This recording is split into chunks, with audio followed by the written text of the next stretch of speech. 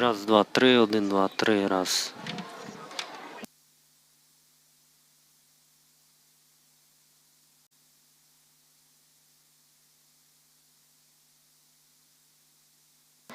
Один, два, раз, раз, два, один, два, три, раз, два, три.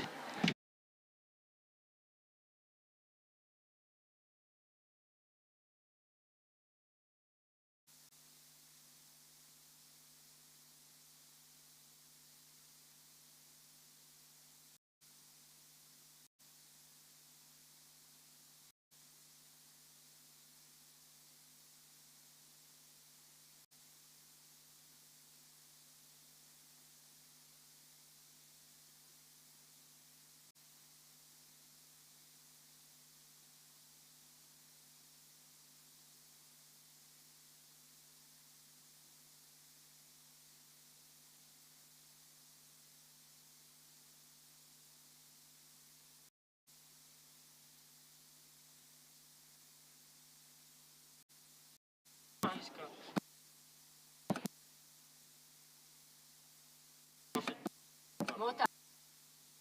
Працює і... А тут почекай.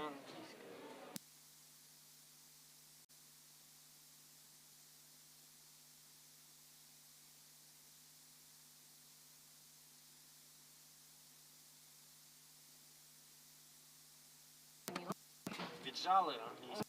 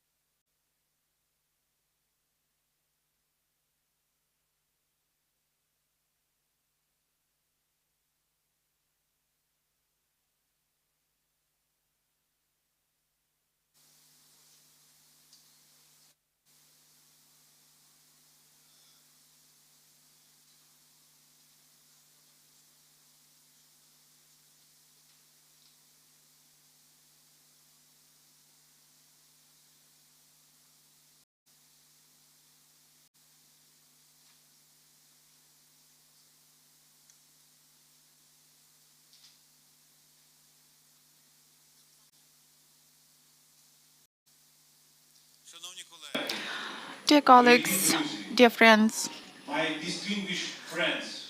my distinguished friends, the Red Cross, the City of Freiburg, international organizations, sorry for having not quite perfect conditions here for all of us, but please believe me, it's going to be very comfortable in this building for our heroes, for our unbroken people. And today we go on with our conference days. But today we have a very special day since today we are the first people who have entered the building that has been constructed over several months, reconstructed over several months.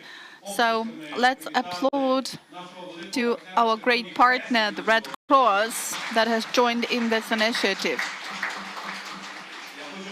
And let's applaud to the mayor of the city of Freiburg, who is staying together with us. And let's applaud to all the international organizations and to all of you, the people who are not indifferent, who have invested a part of their heart into this building. You know, dear colleagues, every good work should start with a prayer. A lot of you know the Ukrainian Catholic University as one of the most reputable academic institutions of our country, but not many of you know here is the Mrs. Ambassador of Croatia. Let's applaud to her. Modest Croatia, and the mayor of Skadovsk. Let's applaud. Thank you. So, not many of you do know that the rector of the Ukrainian Catholic University, Bogdan Prach, is the head of the supervisory board of the ecosystem of humanity unbroken. So, let me ask Father Bogdan Prach to bless our today's date and to bless this building. Please, dear Father, we can't go anywhere without having God's mercy and God's blessing. Thank you, Mr. Mayor. So let's stand up. And here is the prayer, Our Father.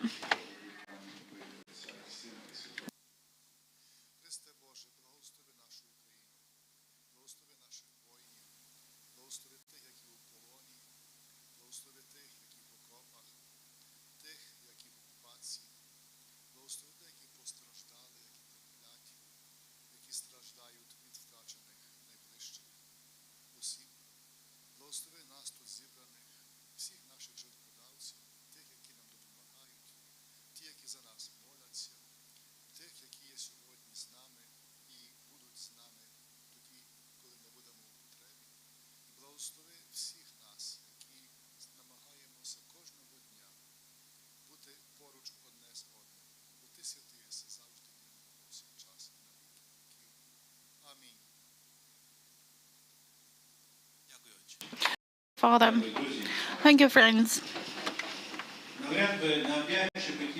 I think that these changes wouldn't be possible if several years ago Oleg Samchuk did not visit this building. Let's applaud to him. He is now the CEO of the project. Yes, he says that it's a team.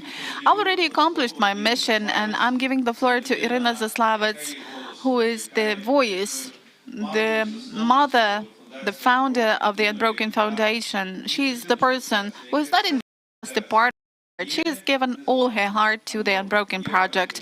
Irina, we thank you. It's really mutual love.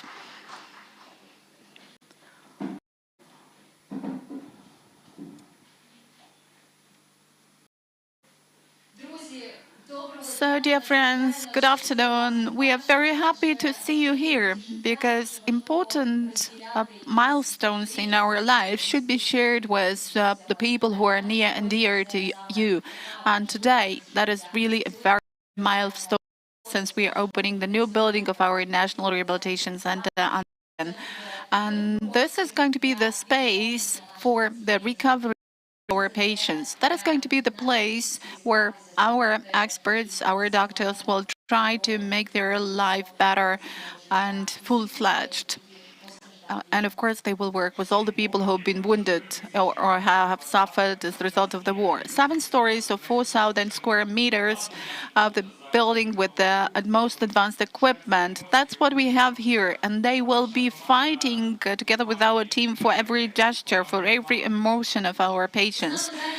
Today, in our room, we have our partners. These are also the mayors of Ukrainian and European citizen towns, heads of medical institutions, Ukrainian foreign doctors, and we've got the people like we have gathered here, our patients. In particular, we would like to point out the sponsors of our today's event. The exclusive partner is the U.S. International Organization, Humanitarian Organization, Direct Relief, and the main partner is Red Cross of Ukraine, the city of and the city of Vilnius, and the mental support center has been opened thanks to the Lviv IT cluster, in particular 3 companies. IKEA has provided the furniture for our building, and thanks to you, we feel comfortable here. And the lighting has been provided by Signify Ukraine. They have provided all the equipment to provide lighting for these buildings. The information partner is Ukrainian media group Starlight Media. So let's applaud to all our partners once again. And let's applaud to all the builders, because they have really done a great job within the record period of time. Let's applaud to all them. And the applaud also goes to every medical nurse, intern, every single individual who joined in this process. Yes, we definitely need to applaud to all of them. They have not been sleeping today in the night, of course. So we've got 3 panel discussions today, and there will be breaks in between for some informal communication.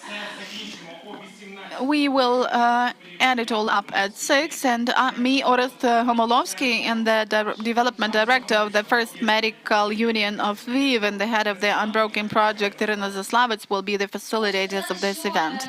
Let me tell you that on your badges you have QR codes, so please do the scanning. And today, during the day, nice pictures from our event will appear there, because we really want you to share the best impressions of this event with you, and our cameramen are already working.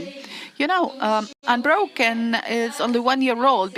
This is the project now for our team. It's kind of a universe, but it was born in April last year with a mission to save people, to rehabilitate, and to do prosthetics.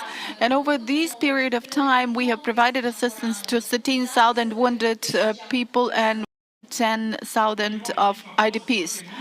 In Lviv, here, we have created a space where everyone affected by the war knows that he is not alone, that he will be cared for, that he will be provided some assistance here.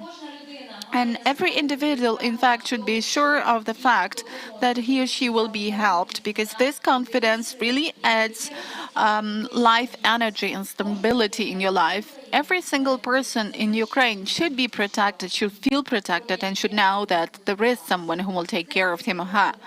This year has really been a very difficult and intense year, and we have got a video on how the Unbroken started and on the transformations. And I also want to watch this video because it's kind of a surprise for me. Please, let's show the video. Температура 1300 градусів, The плавить temperature сталь. Бетон можна 100 зруйнувати degrees. An вибухом. explosive car destroys concrete. А вітер зі But there is швидкістю no video in 28 the метрів на screen. секунду Oh, here ламає it дерево. is. A 28 meter per second Людське wind тіло will break a крихкіше за tree. The будь-який human метал, body is more бетон than any чи metal, дерево. concrete or wood. Але у ньому є дух, But humans який не It's an знищити. unbreakable spirit.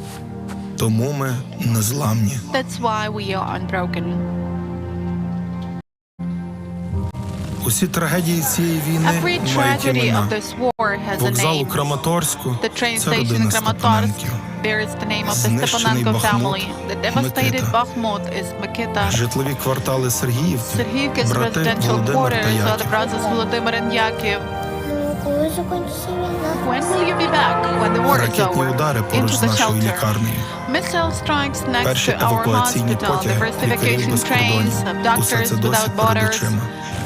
those 100 images still поранених won't go військових, away. яких привозять 100 одночасно wounded після soldiers обстрілу brought it at полігону. the same time after Ми the не strike ходили on the training додому ground. і жили We поруч з never went пацієнтом. home. We stayed Роман next to our – один з patients. тих 100. Roman is one of the 68 днів 100. лікування. 68 days Ігор, of наш treatment. фізичний Igor, терапевт, our поставив physical його на ноги. therapist, got him З back on Романом his все feet again. почалось. Then it all Сьогодні started with їх Roman. тисячі Today незламних. we have thousands of them, Оксана, unbroken. медсестра з Oksana, a Лисичанська. nurse from І її Lysychansk, перші кроки. and her first steps. Михайло і його біонічна Mikhailo and рука. his bionic Наша arm, перша. our first one. Сергій та Юля. Sergei and Наші Yulia, Ромео і our Джульєтта. Romeo and Juliet. Протезні майстерні The наша prosthetic гордість. workshops, Спочатку our менша, pride. That grew а as тепер time went велика. on. До речі, це я, By the way, Назар. that's me. I'm І Nazar. лікарі, які And приїздять з doctors усього coming in світу from every corner of the допомогти world і to навчити. help and to train. А ще є центр ментального And there здоров'я is also the і mental будинки health для hospital, незламних the mental матусь. health center, and buildings for the unbroken А це mothers. місце мрій While і надій. this is the place of hopes and Місце dreams, перемоги the place над of своєю triumph травмою. over trauma.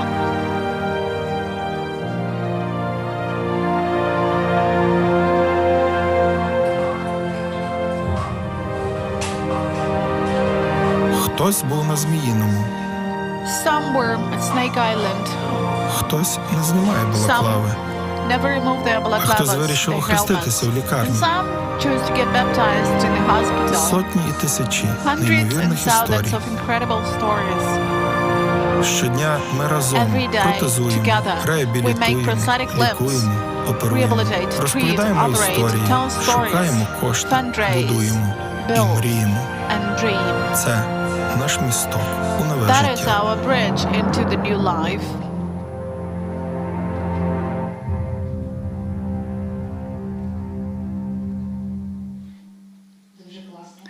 A very nice video.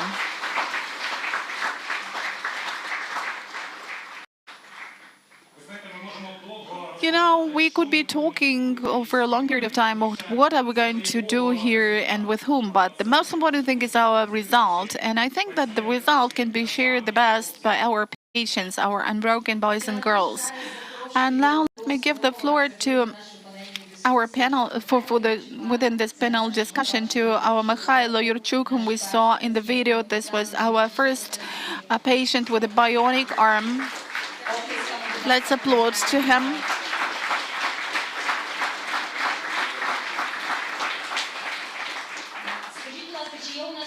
Do we have Roman Kulik now in the room? So he's still coming, I hope. Ilya Polipenko is still not here, but he's coming. He's now in the rehabilitation room because he was staying on the 7th story. And we have Victoria Hamage, who is here. She's has got the non-war trauma, but that doesn't mean that the trauma is not important. So Victoria has lost her limb.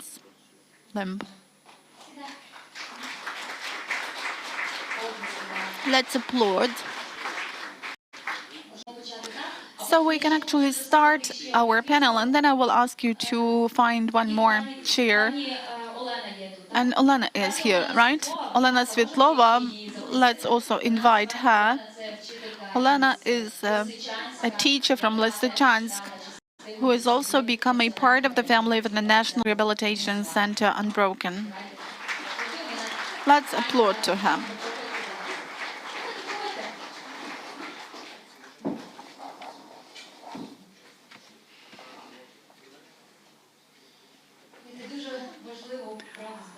It's really important to get together with the people who are near and dear to us. And let's find another chair for Ilya. Please, thank you for coming. And I hope very much that Roman will also join us. So, Mikhailo, it all started with you in our prosthetics.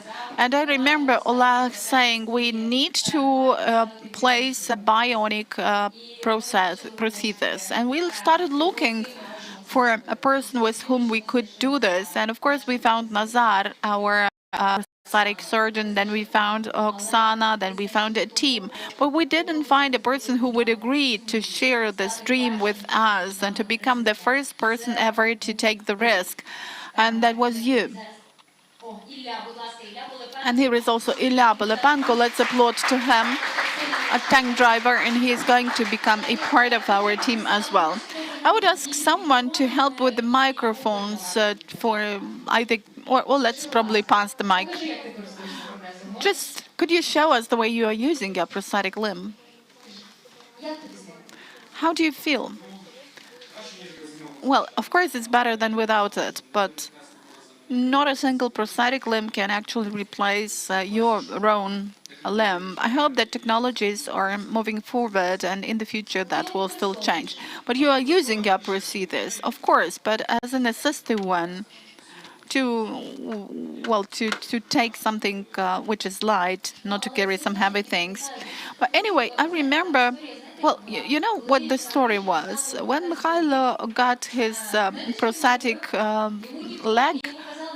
He was told, "Don't do this," but he remembered that he just needs to go to Nova Poshta to pick up some parcel. Yes, I needed to send a gift to my friend, so that was right on the second day after this prosthetic leg was put. So, when a person got an opportunity to go, the possibility to go, he just stood up and went. That's all about great will. That's why Mikhailo for us is a part of our team, a person of great spirit. He is a fighter. But I know that when this tragedy happened to you, as you told me, when you saw that you were traumatized, you got a grenade. Can I tell more? So you took it. Well, of course, it's clear what your thoughts were, but your fellows, your comrades said that, okay, if you do it, we will never leave you. Let's do it, and we will all be dead then. And that was really true. They didn't leave him there, and there was no more tragedy after that. And Mikhailo is alive thanks to them. But I remember a lot of stories when such suicide ideas actually prevail over the fear of death. That's true. You're always afraid of being a cripple more than being afraid of death. I just couldn't realize how I could live on after that without the limbs. I just didn't understand how this could be possible. I didn't have any example to follow. But then it started changing. Yes, it did. Well, Mikhailo is a very modest, a very shy person. But after his trauma, he met his current wife and he got married. It was on the New Year's Eve. This means that he did not break and he managed to start a new life. Yes, that's true. What is your life like now? Well, I'm still trying to think what I could be engaged in, but I'm happy that I'm alive. We're also happy that you are alive.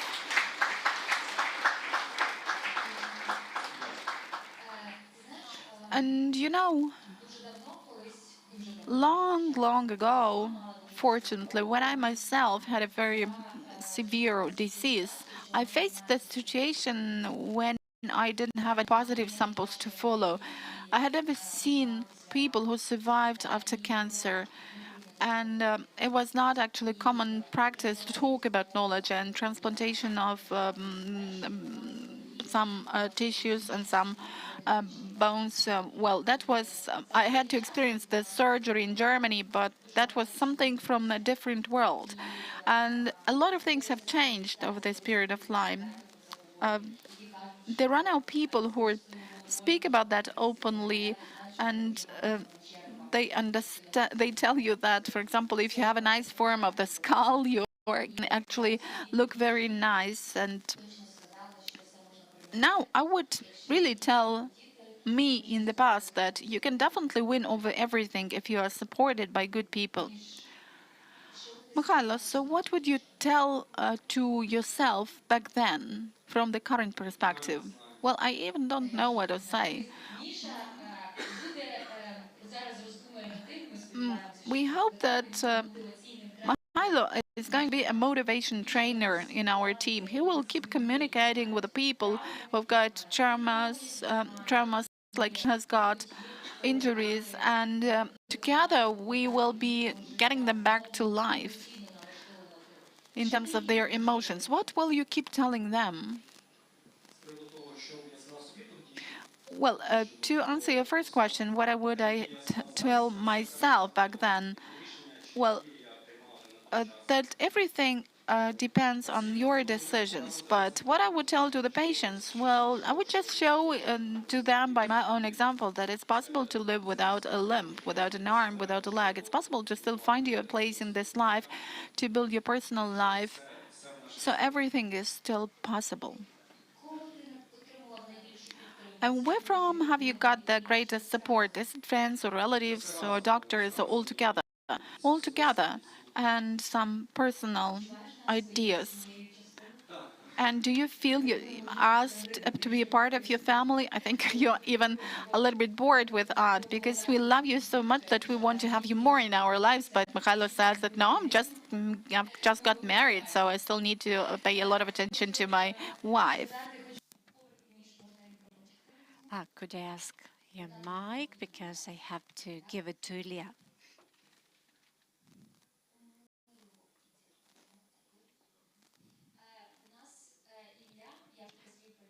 I have already said a couple of words about Ilya. He's the military man working in the tank, and now he's undergoing rehabilitation in our center. Thank you for staying with us. Could you please tell us what has happened to you? Do you mean the trauma?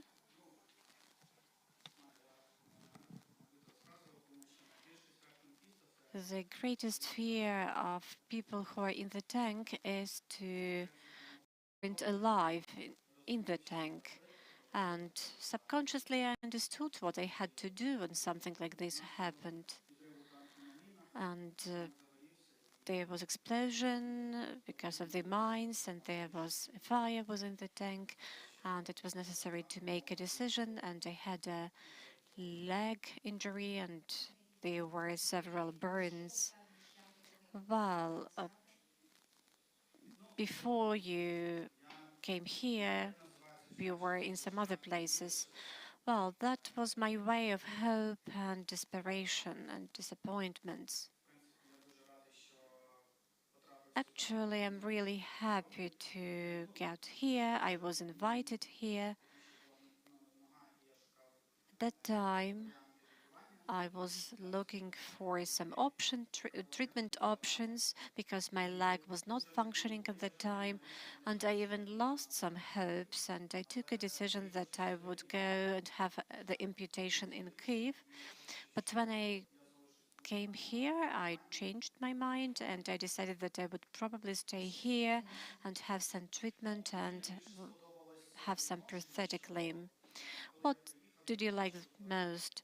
I liked the attitude. I saw the head of the department. He was young and full of energy.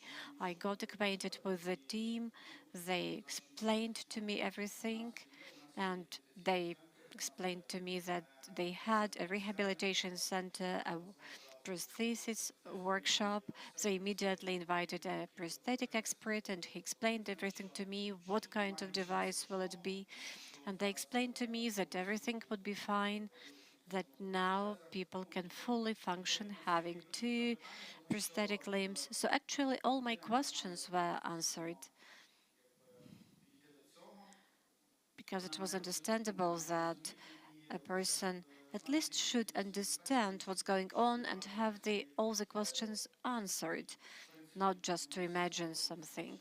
So I liked everything, the atmosphere, the attitude, and 1 week after I came here to have a surgery and then the prosthesis. The story of Ilya is probably one of the most often told one. Several weeks ago, when a minister of foreign affairs of the Netherlands came here, and I started making a stream using my phone. Why I wanted to stream this meeting? Because our patients at that time were doing exercises in the rehabilitation room, and I wanted everybody to see it. And Ilya was one of those people. I came up to one patient, then to another, and then I came up to Ilya and asked, "How are you doing? And do you remember what you answered?" Yes, I remember. I said, "Everything is cool, everything is great, I really feel like at home." And also, Ilya said that, well, I actually do not want to get a prosthetic limb because if I get it, I'll have to leave this center because I feel very comfortable here. And I'm telling the truth because everything is in my Facebook page. Do you understand what it means for us, for this team who is trying to establish this space? When one of our patients says that he feels as if he were at home and he doesn't want to leave this center. So these words were of great importance for us. So what happened next? There was a proposal which you cannot reject actually. Ilya decided to start working as one member of our team, and he will deal with prosthesis. So he will deal with 3D printing. I think it deserves applauses. You know that it's very important that this care approach, including rehabilitation and care, will continue in their life after they leave our center. Definitely the businesses should be open to people who survived through these injuries. They should be employed, their families should be taken care of, they should be accepted in society. Now we are talking a lot about it, and we are going to talk about it a lot in future, as psychosocial rehabilitation is one of our elements. And there was another episode, it seems to me a week or 2 weeks ago, when we went to the pottery class because art therapy is one of the rehabilitation tools available here. And I asked Ilya, so what do you feel about pottery? And he said it will be great for our patients. And again, I was really moved with these words because he is still our patient, but he is already thinking about other people. Well, you never think about it, you never plan it, you just say what you think. That's it. I really enjoy the process when you see that you learn something, you can do something. It's a different world for you. It's cool. And I think that lots of military people will enjoy it when they start doing, for example, this pottery class and when they see the result of their activity. So when are you going to get your prosthetic limb? It's a secret. Well, I'll know it anyway. So probably you'll be the first to know. I know that it will be really, really soon.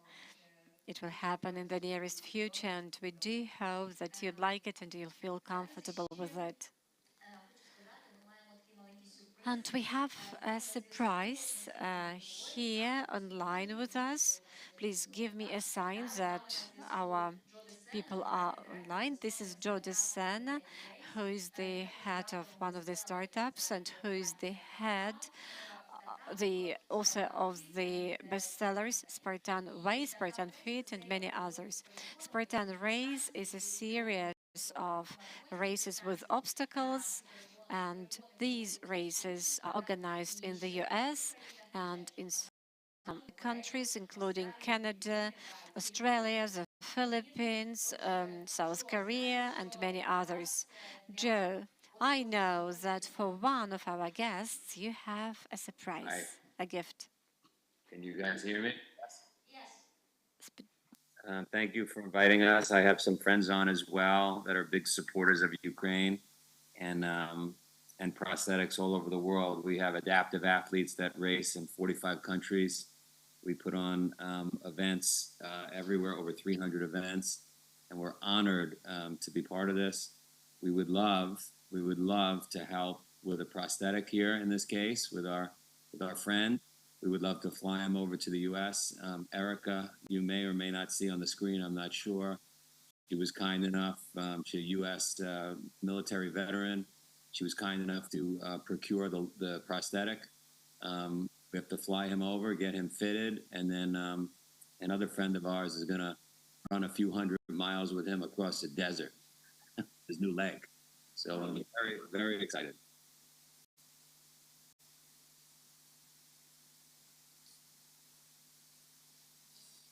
I know that you have gift for our Mikhail.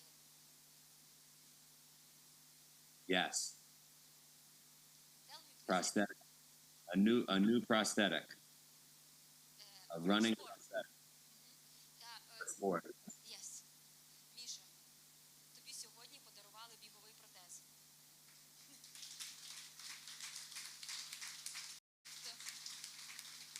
І змогу з ним пробігти в перспективі. Це не протез фізичний, який зараз тут є. Ми його тобі встановимо трішечки згодом. У нас є в команді протезист, який займається... Your prosthesis is not here, but among our experts, there is a special person who deals with sport prosthesis, and it means that your dream to participate in races and to run will come true soon. Could I have one mic? Thank you very much. This was really one of my dreams. Mikhailo is really very reserved person. He's a very modest person, so star disease is not about him. Дуже вам дякую. Thank you so much. Thank you very much. Thank you.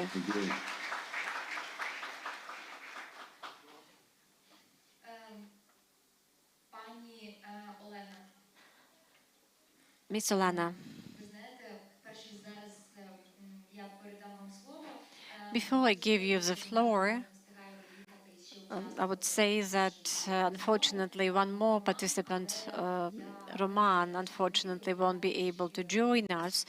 He was also in our video. He is a soldier, and the full-scale war started on the 24th of February 2022 for all of us. But the most scary thing happened when immediately we got 100 injured people. They all were military people, and he was one of them. And he was severely injured. Practically all parts of his body were injured, and practically he was not even brought here on stretchers. He was brought on hands. He spent 71 days in the hospital. He underwent full rehabilitation. Actually, he was composed from different parts. And he came to us about 1 week ago. I asked him, "How are you?" And he said, "I came to my relatives, to people who are very close to me." And when Ilya said that he felt here as if he were at home, Roman says that he feels that we are his family. And this is also very important for us because we try to really make this family atmosphere here. And your story also became very special for us. Olana is treated here now, and we are trying to find the best doctors in the world to unite them in one team, and we want them to make her beautiful again. Olana, you are a teacher, right? Yes. Are you teaching kids now? Yes. When I was discharged from the hospital, it was on the 15th of September. I immediately started working. I work remotely. I work with my camera off, so the kids do not see me so far. They know what happened to me, therefore they do not insist upon this. They are very understanding. What is important for them is not the way I look, but the way I communicate with them and the way I teach them. And this is really very supportive. During the shelling, you were injured on your face. I was walking in the park, there was an explosion, and my face was injured. So it happened what happened. I didn't know that I lost my eye, and when I knew about it, I was really shocked. I didn't want to leave at the beginning. You know that for a woman, for every woman, face is important, but I'm a teacher and I'm always looked at. So that was really very difficult for me. But then I thought, if God decided that I should be alive, I will live. I was trying to overcome these feelings and I managed to do it. And I would like to say, when Oleg Kovtoniak invited to join your team, I didn't have any thoughts to say no. I immediately understood that probably by sharing my story, I will be able to give hope to those women who are in the same situation as me, because life does not end when situations like this happen. And in this center, I get both the treatment and very, very good support. Ilya has already shared these ideas. So now we speak from our heart. We have not prepared these speeches. We are really sincere. And it turned out that I came to Lviv and I am alone and I was in this condition. And when I became part of Unbroken project, I really was supported. And again, I would like to say that I feel as if I were among my family here. Thank you very much. You are very courageous and strong woman. We are amazed with your strength. And when I saw Lana for the first time, I didn't see any injuries. I saw her smile. And this is something which is really valuable. And we are trying to develop reconstructive surgery. We shall implement the project Unbroken Beauty, which will be launched in the nearest future.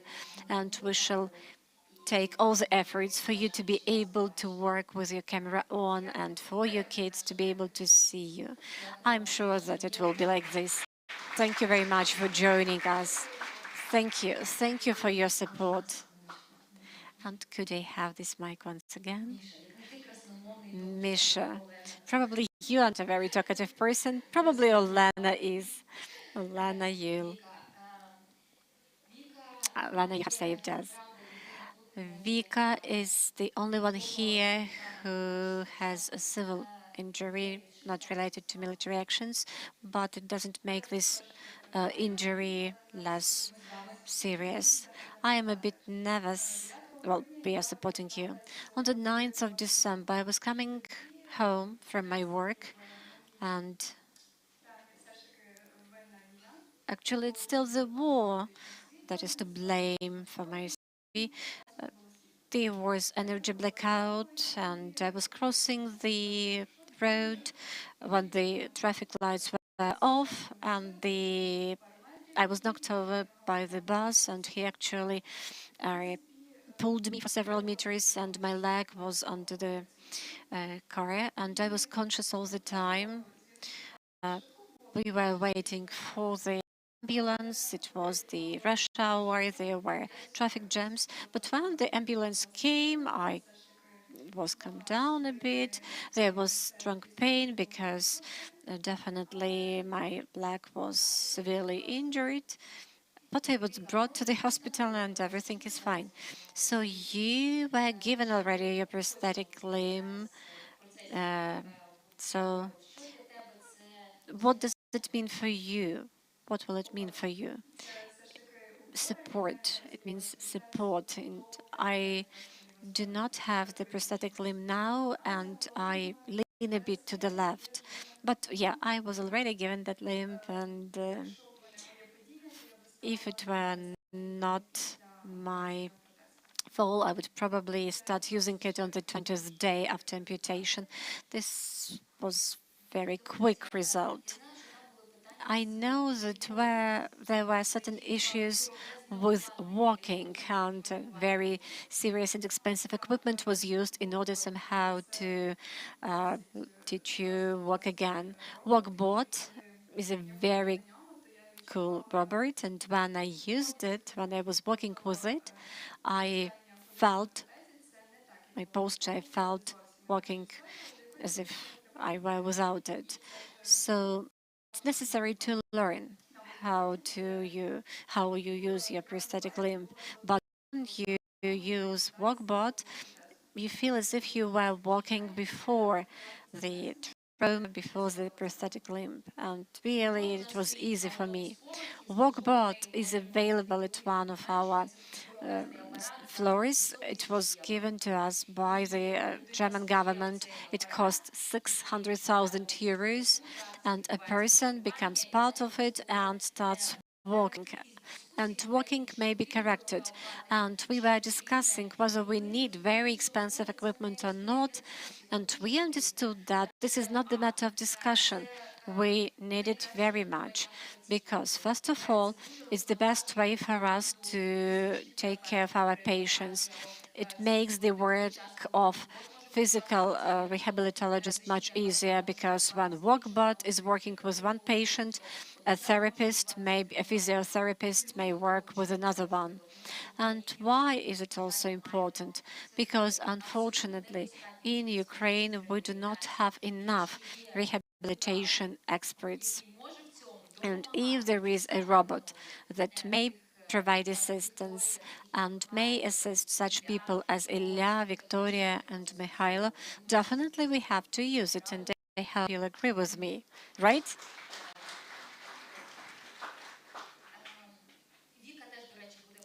Vika, by the way, will be a motivational coach together with all of us. It's important for us to make this team. At the end of this conversation, I would like to mention one more thing. Misha today was given a present, a gift, and he will have this sport prosthetic limb and his dreams will come true.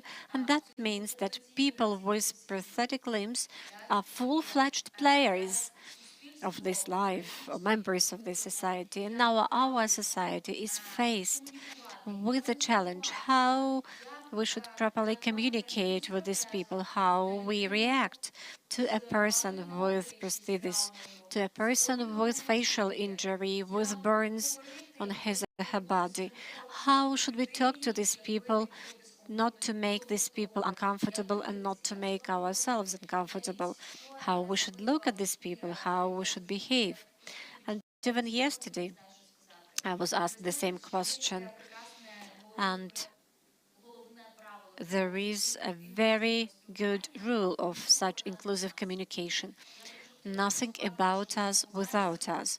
So I would like to sum up this conversation with your words, something we all remember from this conversation, something that will help us communicate with you the way we should.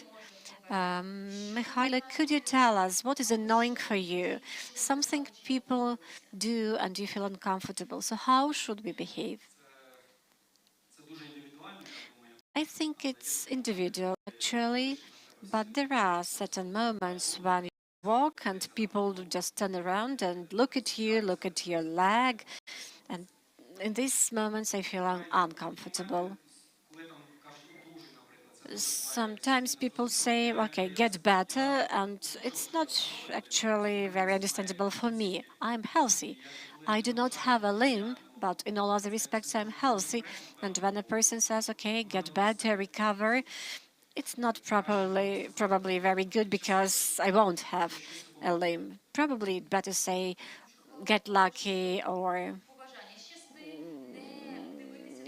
just may luck stay with you. But there are people who generally do not look at such people with injuries. Well, if people smile at you in a friendly way, that's okay.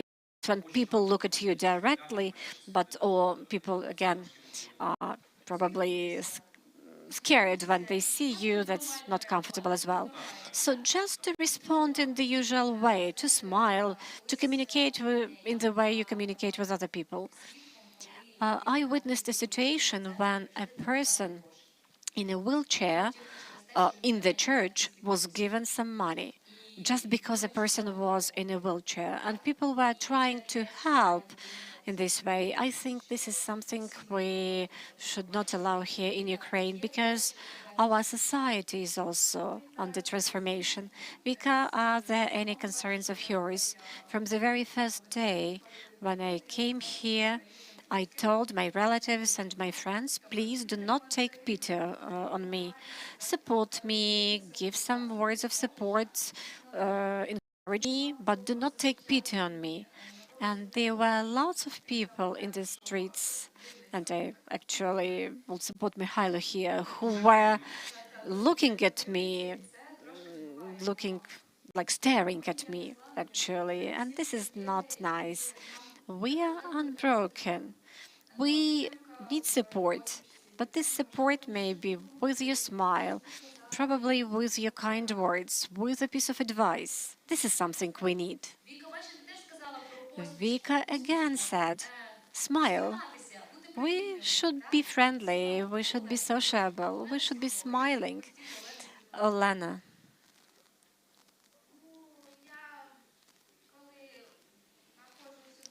When I'm in the city, I live in a modular town shelter. The adults are okay, they respond nicely. I'm really sad about kids' reaction. They get a bit frightened. And as I'm a teacher, I definitely feel sad about it. Some kids explain what has asked me what has happened, and I explain to them, and then they understand, and everything is fine. Lots of people really understand the situation. Now we have lots of injured people because of this war, and people really are understanding. The majority of them are understanding.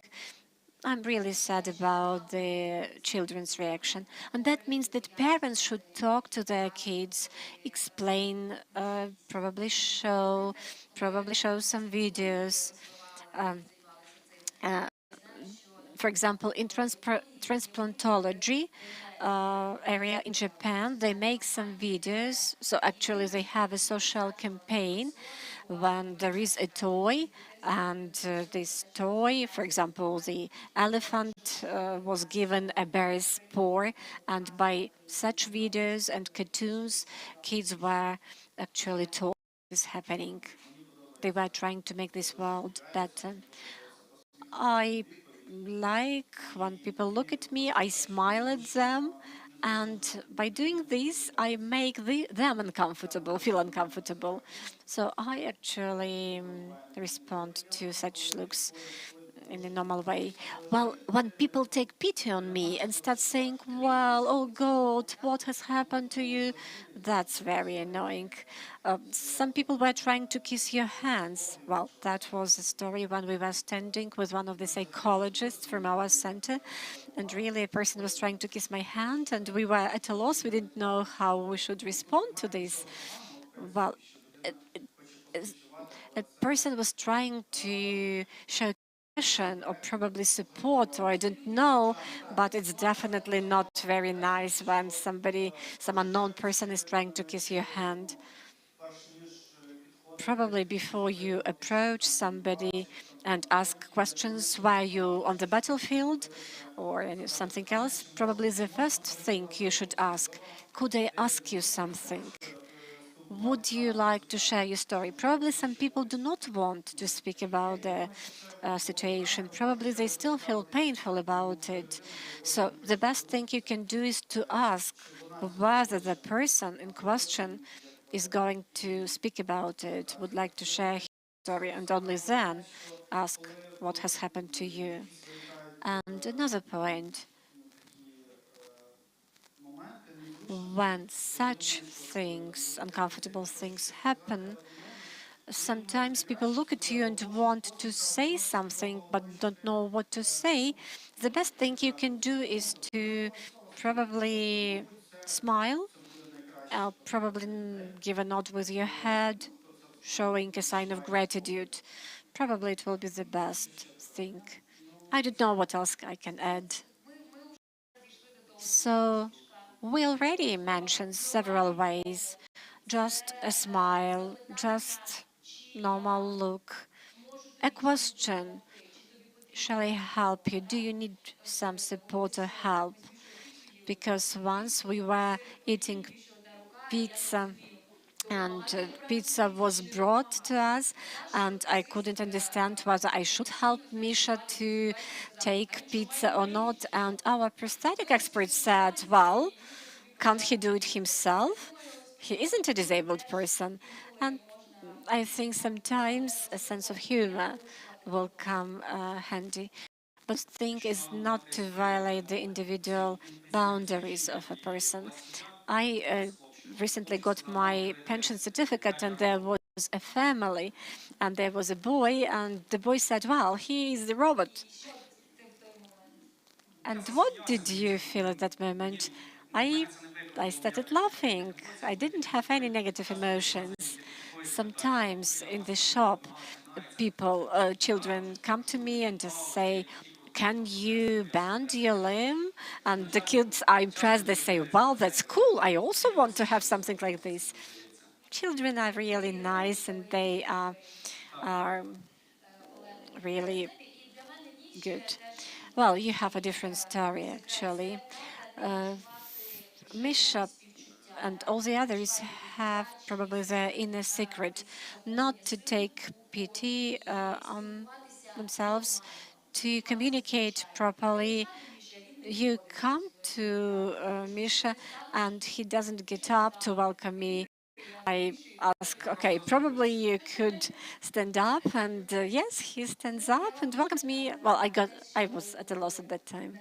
Thank you very much for being open and sincere with us. Thank you for being unbroken. Thank you for being part of our big family. Thank you for filling this rehabilitation center as part of your life story. And I do believe that by joining our efforts, we'll be able to make lots of dreams come true. Let's applaud to our patients. And coffee break. Time for coffee break. Let's enjoy some coffee. At 3 o'clock, there will be a mayor's panel. Freiburg mayor, Skadovsk mayor, Uzhhorod mayor. I'll be the moderator, so invite you to visit this discussion.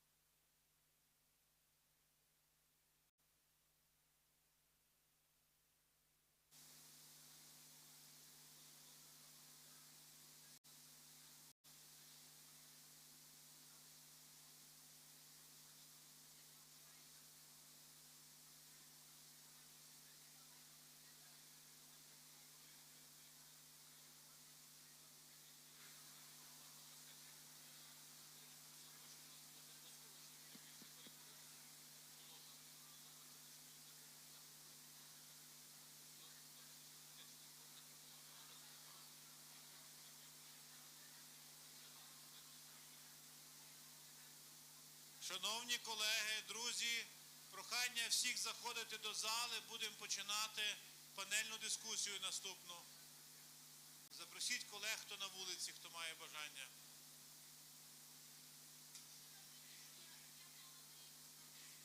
Зараз я вашу мрію здійсню. Окей. Mayor, please.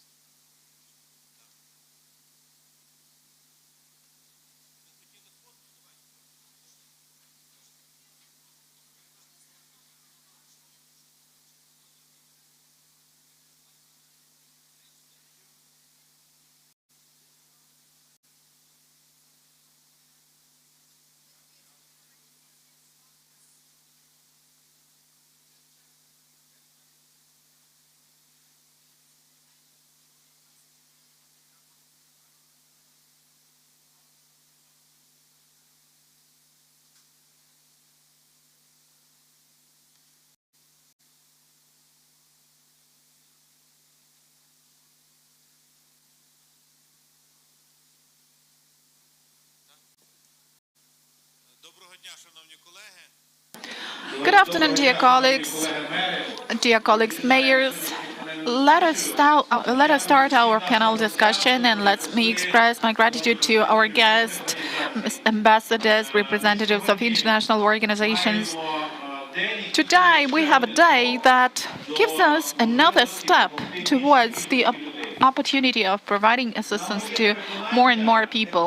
I'm deeply convinced that the humanity unbroken ecosystem that we are now building here in Lviv should be built in all the cities and towns of our country. And today we have mayors from different cities and towns. These are mayors of the cities and towns with different experiences. Let me first introduce my colleagues, mayors, for you to applaud. Let's applaud to the mayor of Ochtyrka. Let's applaud to the mayor of Skadovsk. Let's applaud to the mayor of Freiburg. And let's applaud to the mayor of Uzhhorod.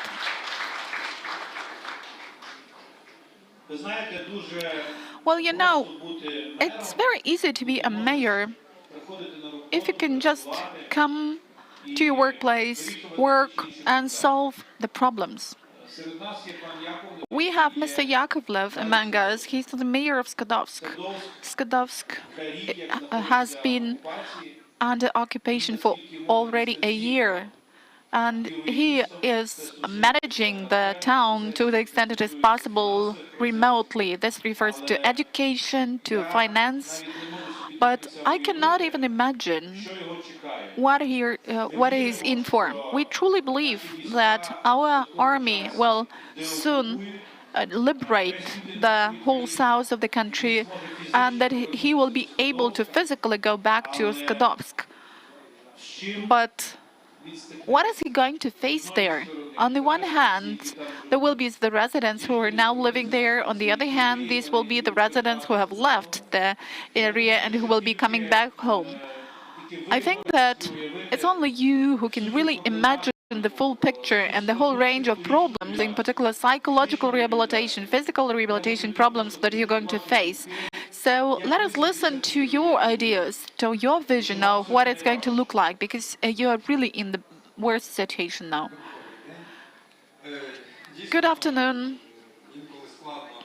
Sometimes it is difficult to foresee something, to see how it works, how it goes. But this doesn't mean that you don't need to think how you're going to do this and what you're in for. In fact, we are really not idling. We left this town because we understood that to save as many people as possible, we need to arrange evacuation. So our team dealt with the evacuation, and we managed to evacuate quite many people, almost 3,000 residents. We evacuated them from the occupation already at the point in time when there was no official connection. Unfortunately, later the process was to be terminated. And what does our team do now? What do we as city authorities do now? We have about 120 staff members, but only 20 of them are now working. And as the mayor of Lviv has, we are dealing with education, with the financial processes of self-government. We support the people who are staying in the occupation, and we are supporting the residents who have left, gone to different parts of Ukraine and abroad. And we even continue making payments that we can still make. We have launched the education process, and our children, no matter where they are staying, whether in Ukraine or abroad, still have a chance to continue their studies following our Ukrainian legislation.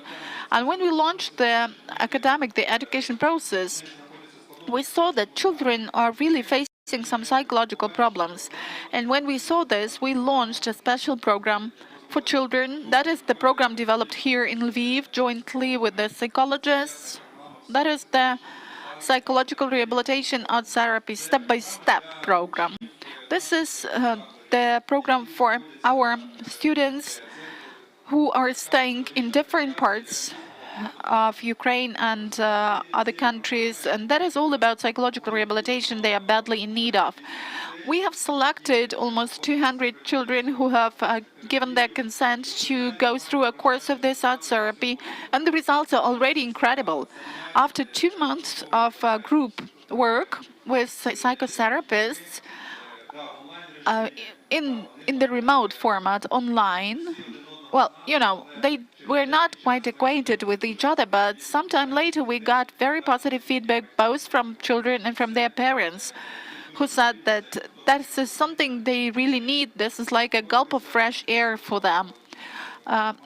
They commented that children with psychological problems became calm, and I know that in the future Skadovsk will become the town to which hundreds of thousands of Ukrainians will keep coming after victory, and they will be in need of rehabilitation. This rehabilitation camp was functioning since 2015 on the Jirilhach island. That was for 80 guys, the anti-terrorist operation participants. So from May to October, people could come there and have some rest in order to have some psychological rehabilitation.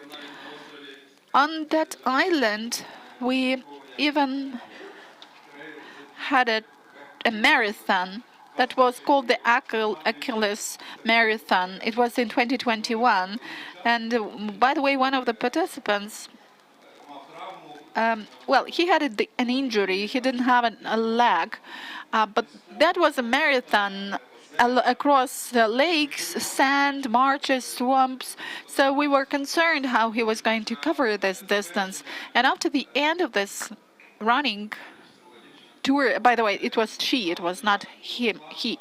So we asked her, was it difficult? And she said that, well, yes, I just got called in that limb which I had lost, but the other one, everything was fine. So that's about psychological rehabilitation. I'm sure that we will have this rehabilitation, but we need to get ready for this. And it's great that we have an opportunity to build such centers. That will really be a major contribution of towns and cities and the contribution of each of us into our victory. Thank you. Let us believe that the army will soon occupy Kherson region. You will soon go back home, and you will be able to use the experience you've got here into life. Dear colleagues, we have the mayor of Ochtyrka. The Russian army tried to invade Ochtyrka. They failed. They put it under shelling for many a time. And when the number of wounded was already critically high, the mayor of the town, who himself is a doctor, just put on his medical uniform and started working as a doctor. I think that this is a unique experience of combining the functions of a doctor and a mayor. Please tell us, how was it? And what do you intend to do next? Well, Andrei, I would like to share a different story. I would like to tell you about the emotions and feelings I have now. We've got 2 short trailers, and I've put down my thoughts on paper to be consistent and logical.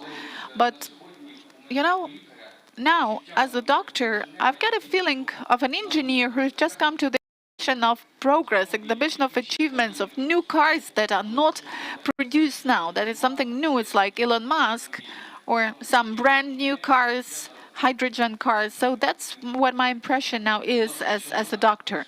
So if you could show the first trailer. Good evening, we are from Ukraine. Let me wish you good health, dear Ukrainians. Night bombardments, night shelling throughout the night at regular intervals, missile strikes, artillery strikes, full total destruction of the infrastructure.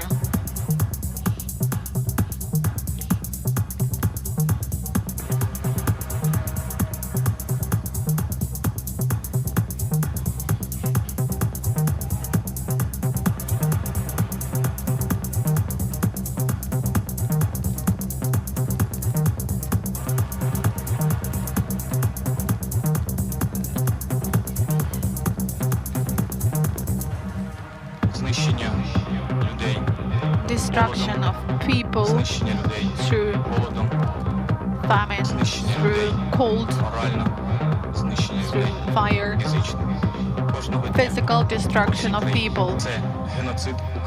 This is the genocide of the Ukrainian people committed by Russia, tyrant Putin, and their military men. But we will survive. We will survive and keep prospering. Ochtyrka is Ukraine.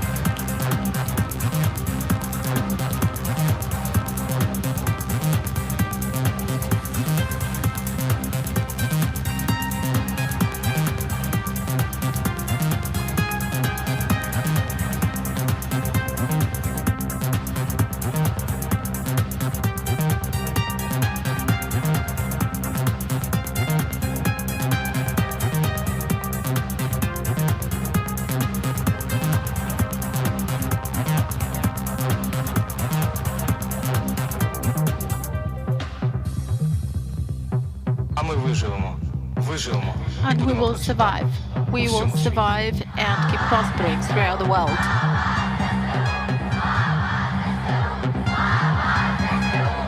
Glory to the armed forces of Ukraine.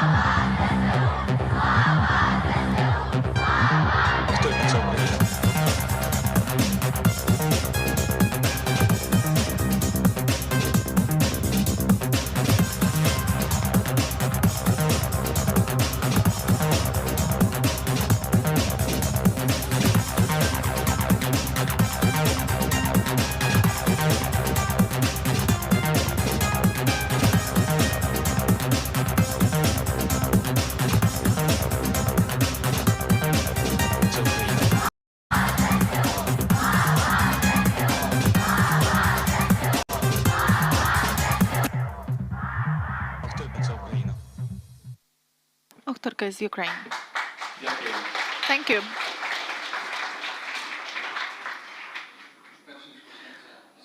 So before we show you the next trailer, let me tell that we have already rebuilt quite a lot. The first CHP that was destroyed in Ukraine has been rebuilt, and well, nobody knew about the destruction. The only claim was that actually people felt too hot, too stuffy in the premises. They didn't know that the boiler house, that the CHP was not working.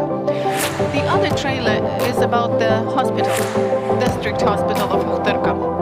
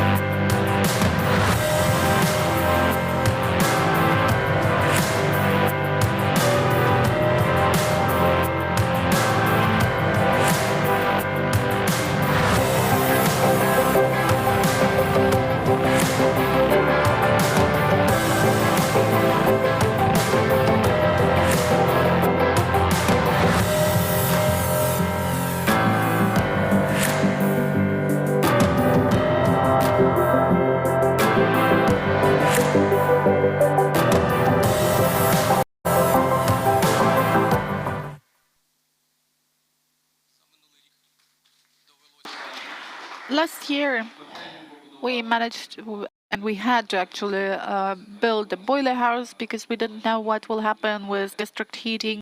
We will manage to rebuild our oxygen station and the power generator. But you know, the hospital always had good electricity supply. It was not interrupted for more than 1 second. But could you tell how you treated people during the shelling? How you were really wearing a medical uniform?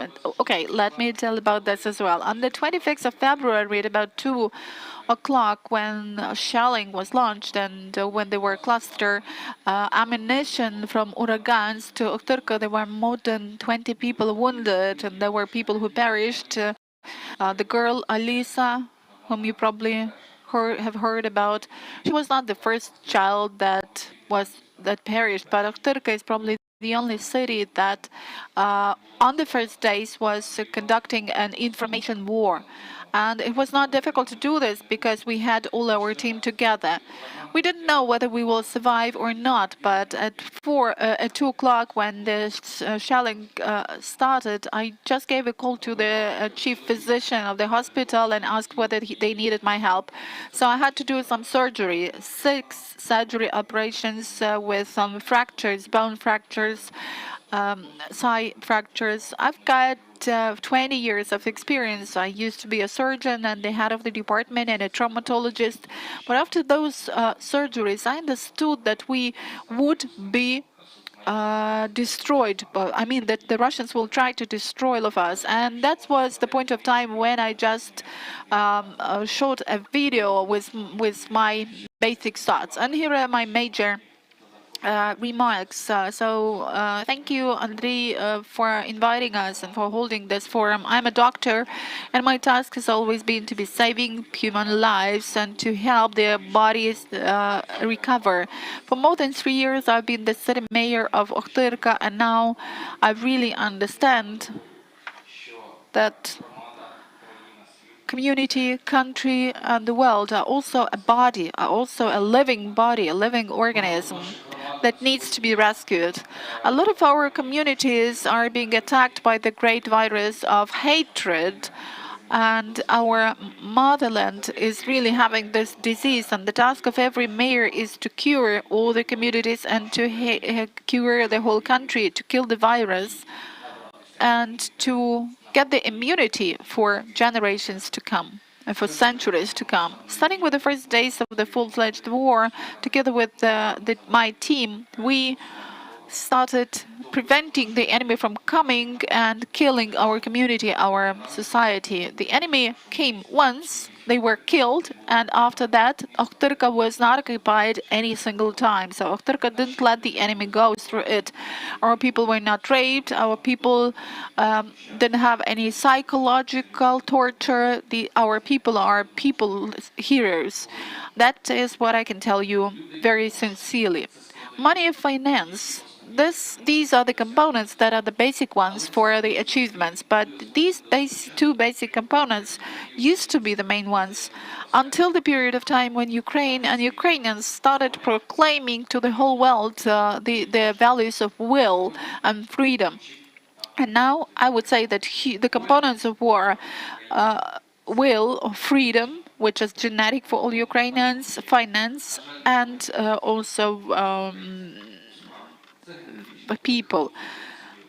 Freedom is something genetic for our people. Finance is a subjective component because when you have hundreds of friends and colleagues who are self-sufficient people, and well, you are a millionaire, and the community of Lviv is a sample to follow in this respect.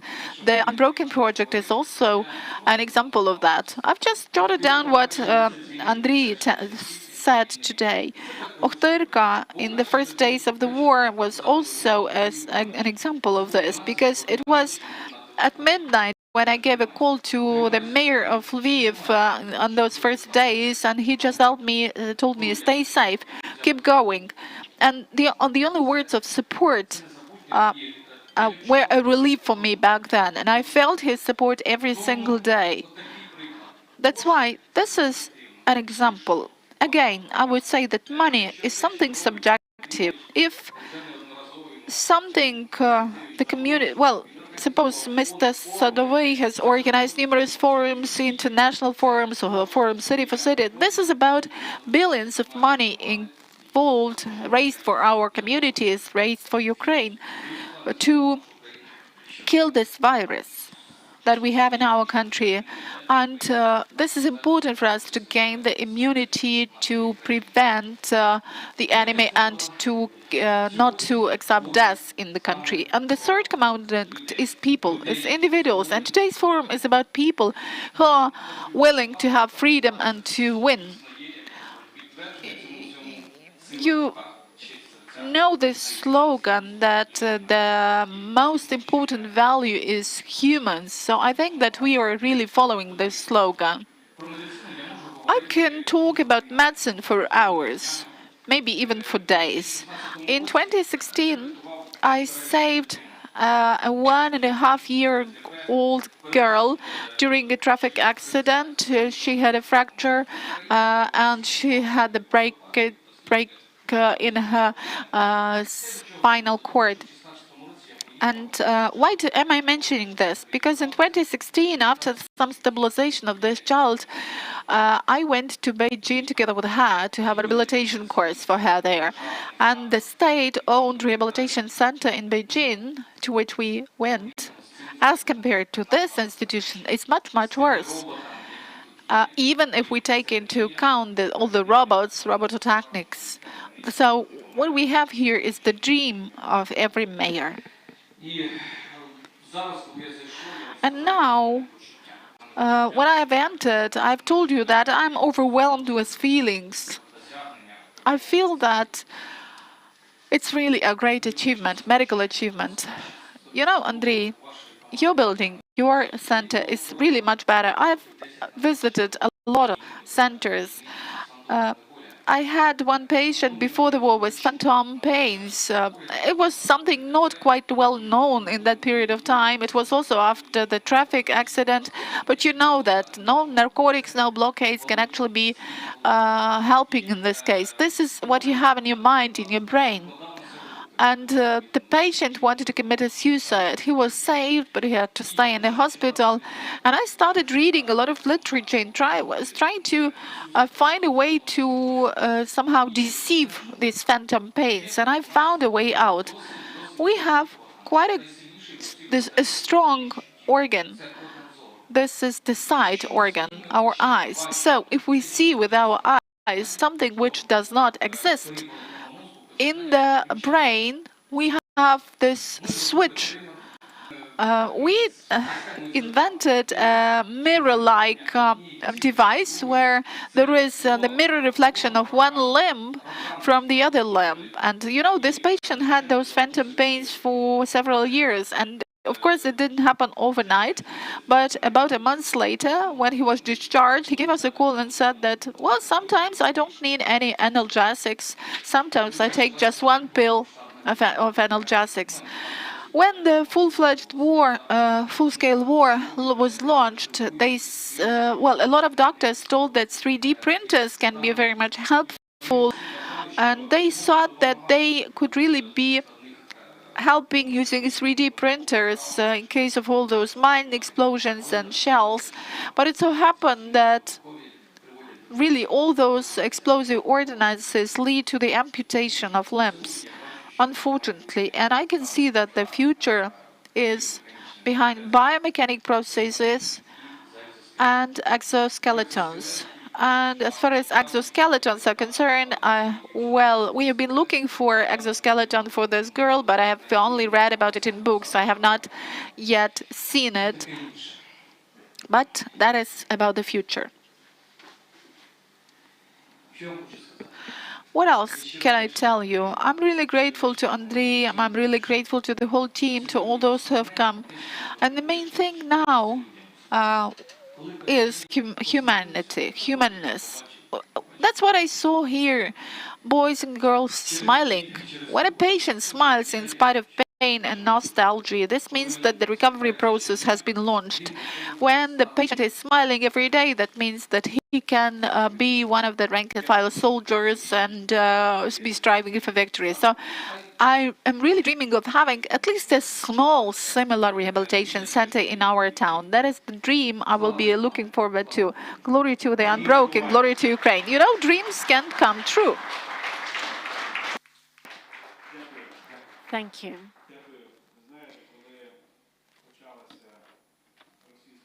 When the Russian aggression started, one of the first who gave me a call and who offered support from the European city was Martin, the mayor of Freiburg. And there was not a single request that was not responded by him. He visited Lviv, he saw everything with his own eyes. Actually, we have been working for 1 year on trust, and today he visited our water supply facilities and he saw his generators functioning, and he visited this center today, and one of the floors of this center is dedicated to Freiburg. Freiburg has been a partner of Lviv for more than 30 years, and probably Freiburg helps us the most. I don't know what kind of feelings or impressions you have, but I would kindly ask you to share them, because today was not an easy day emotionally for you, because we visited the farewell ceremony of our heroes. You have had a meeting with our children, and you have communicated with our patients here, so you saw everything with your own eyes. Martin, you have the floor. Andre, indeed, I mean, it's a very special day Дякую, for you. It's a Андрію. very special Це day for the дуже city, for the особливий region, день for your для whole вас, country, для міста, but для also регіону, for our для friendship, країни, because але we have також this і для ongoing нашої friendship дружби, for more than оскільки 30 в years нас already. It's a very дружба наших міст special триває вже friendship, впродовж 30 and років. Це because дуже of the war and особлива the Russian дружба. invasion and І aggression, внаслідок it війни, became even way російської closer, агресії, and it російського was close вторгнення, the ця whole дружба стала 30 ще years before already. ближчою, а вона і так була From вже the first близькою day of впродовж war, we had a останніх video років. conference, and І в нас we decided проводилися to support you as much as we can with відеоконференції. Ми вирішили exactly those things допомагати you really need. Україні, So you started наскільки ми like можемо. giving us lists І of відповідно power запитали, що вам generators, потрібно. А different ви надсилали sizes, нам but листи medical equipment, з with переліком drugs, генераторів, and, so we tried медикаментів. to gather І around ми as much as намагалися possible. We did надати send, все, що I don't тільки know, a couple of можна. dozen trucks, Я не but знаю, скільки at ми the end, вантажівок there was відправили, huge waves of але solidarity це within our була city, within the дуже country, велика and хвиля sorry, forget солідарності в about нашому only the місті, в national нашій politicians at країні. the end. It's Давайте about не будемо citizens, говорити it's зараз sister-city про friendship. політиків. Ми Obviously, говоримо it's про helpful if two громадян і про mayors міста. like each other Звичайно, at the добре, end, but коли it's a friendship between мери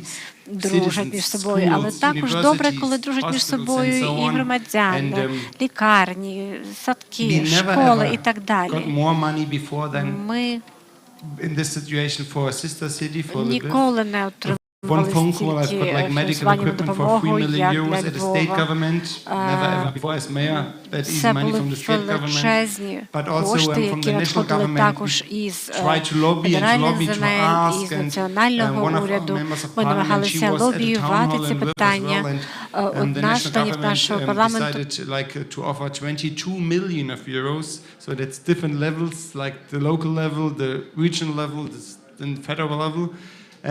But at the end, I mean, we had like, I don't know, dozens of demonstrations against the Russian invasion. We have an ongoing Ukrainian flag in front of the town hall, obviously at the market square. And so if you are, when you ask me like to become one of the ambassadors for the Unbroken project, like in the very beginning, with a very well-known, famous singer, a Georgian singer, I agreed immediately because I can really feel that deep friendship between our cities, between generations, and we have to work on that so that we continue this solidarity and that we never ever get used to that war. And I'm a bit afraid that people get like bored and used to this war because of media, because of energy crisis, because of inflation, and because of challenges in other parts of Europe. But I mean, 1,400 cases from our German city, Freiburg, our sister city, Lviv, I mean, it's very emotional, touching the funerals, the families, the children. It's very emotional, touching the work you're doing here. So it's a great hand, a great applause, a great Jakuyu to you as mayor, to your team at the town hall, but also to the team of Unbroken, the many people probably we never see like in front of a camera, but they organizing all the construction work, how you did speed up this huge process. That's just incredible. And we will continue our support. We will never ever lose Freiburg as friend. And Lviv and Freiburg, that fits perfectly, and that's why I'm here. That's why I'm ambassador for Unbroken. And chapeau. Thank you very much.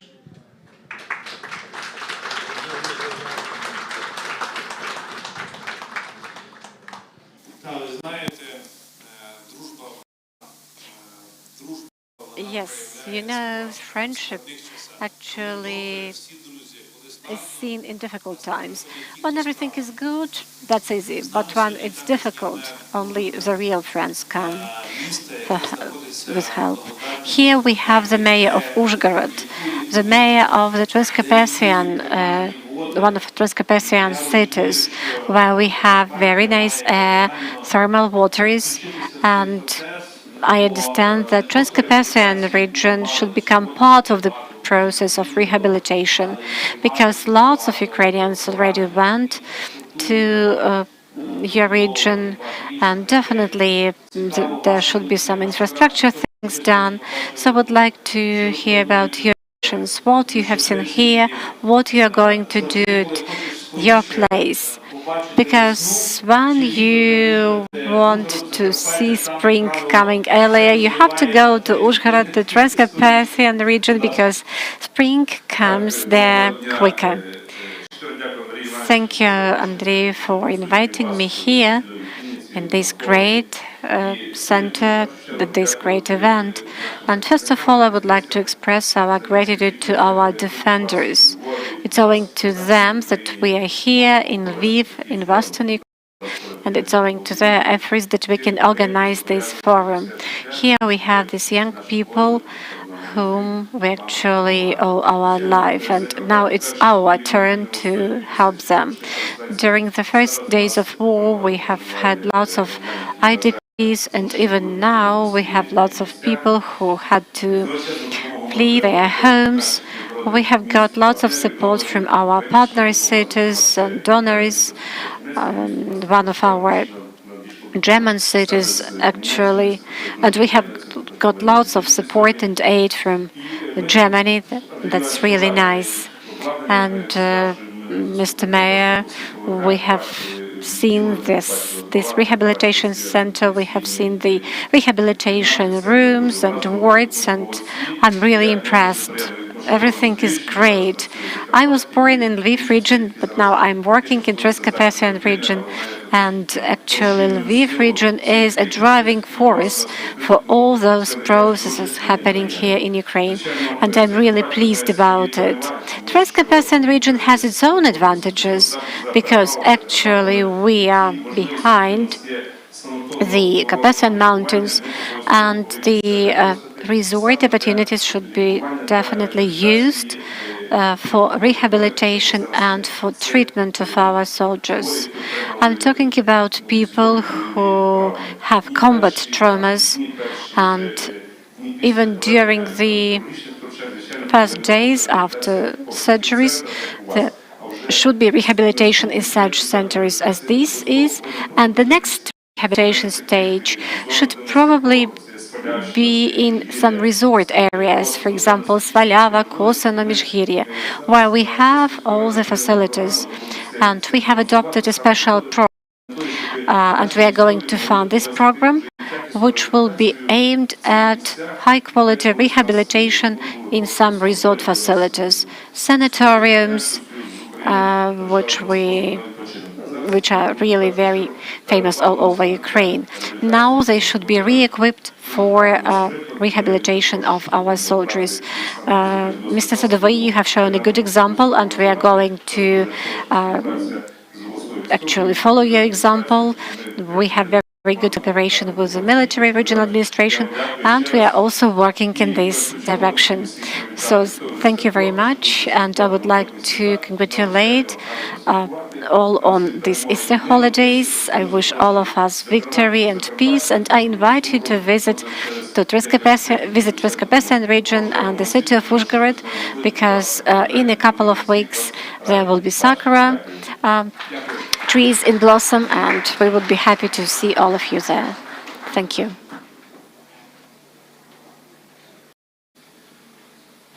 Мені цікаво, повернувшись з Кадовська, I just want to know, you have not been in Skadovsk for 1 year. So when you come back, what will be the first thing you are going to do? напевно, що зроблю, то не є так важливим. Probably it's not that important what I'll do. What is important is what we are going to feel when we come back. Lviv was a very hospitable region, and what we actually lack is our seaside, sea air. We definitely want to see our relatives and friends. We actually want to meet and see all those people who are there. So the question is, people are waiting for Ukraine to win, but for this year there has been Russian propaganda there with totally different messages and ideologies, and definitely there are people who will be indoctrinated by this, and therefore the issues of psychological support, assistance to understand what's going on, probably these issues will be of utmost importance for us. Definitely, infrastructure things will be crucial. That's clear. You cannot neglect it. But the issues of mental health probably will come to the fore. Thank you. I remember visiting Ohterka, and I couldn't understand one thing then. For example, during the previous century, at the beginning of the previous century, Lviv region extracted about 2% of global reserves, deposits of oil and gas. And when you see this beautiful architecture of Lviv, that was built because there were businesses here and people got some profits from oil and gas and invested this profit. But if you go to Turka, you see the oil extracting wells. So from the viewpoint of capitalization, this is probably similar to Saudi Arabia today. But if you take a look at the infrastructure and the buildings, unfortunately it's obvious they lack those investments they were supposed to have. And if you support me, probably if I were the mayor of Ohterka, I would probably start drafting the law of taxes to streamline some taxes from this region into its restoration and rebuilding, in particular into building, rehabilitation and restoration centers. I'm ready to assist with this project, because if you don't do it, it won't be fair. If you have something like this, you will be able to have much better conditions. What is the idea of Lviv? The experience we have will be shared among all the cities of our country. We are going to share our experience with all the cities of the world. And it's unique experience because we have experienced great pains. We face this pain every day.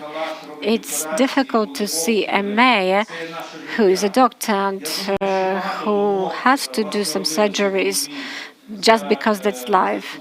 Probably lots of ideas were born during this day, and probably lots of ideas will be born tomorrow.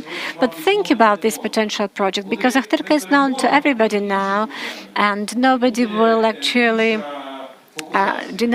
refuse about your requests. Because when the war is over, probably the focus will be shifted on something else.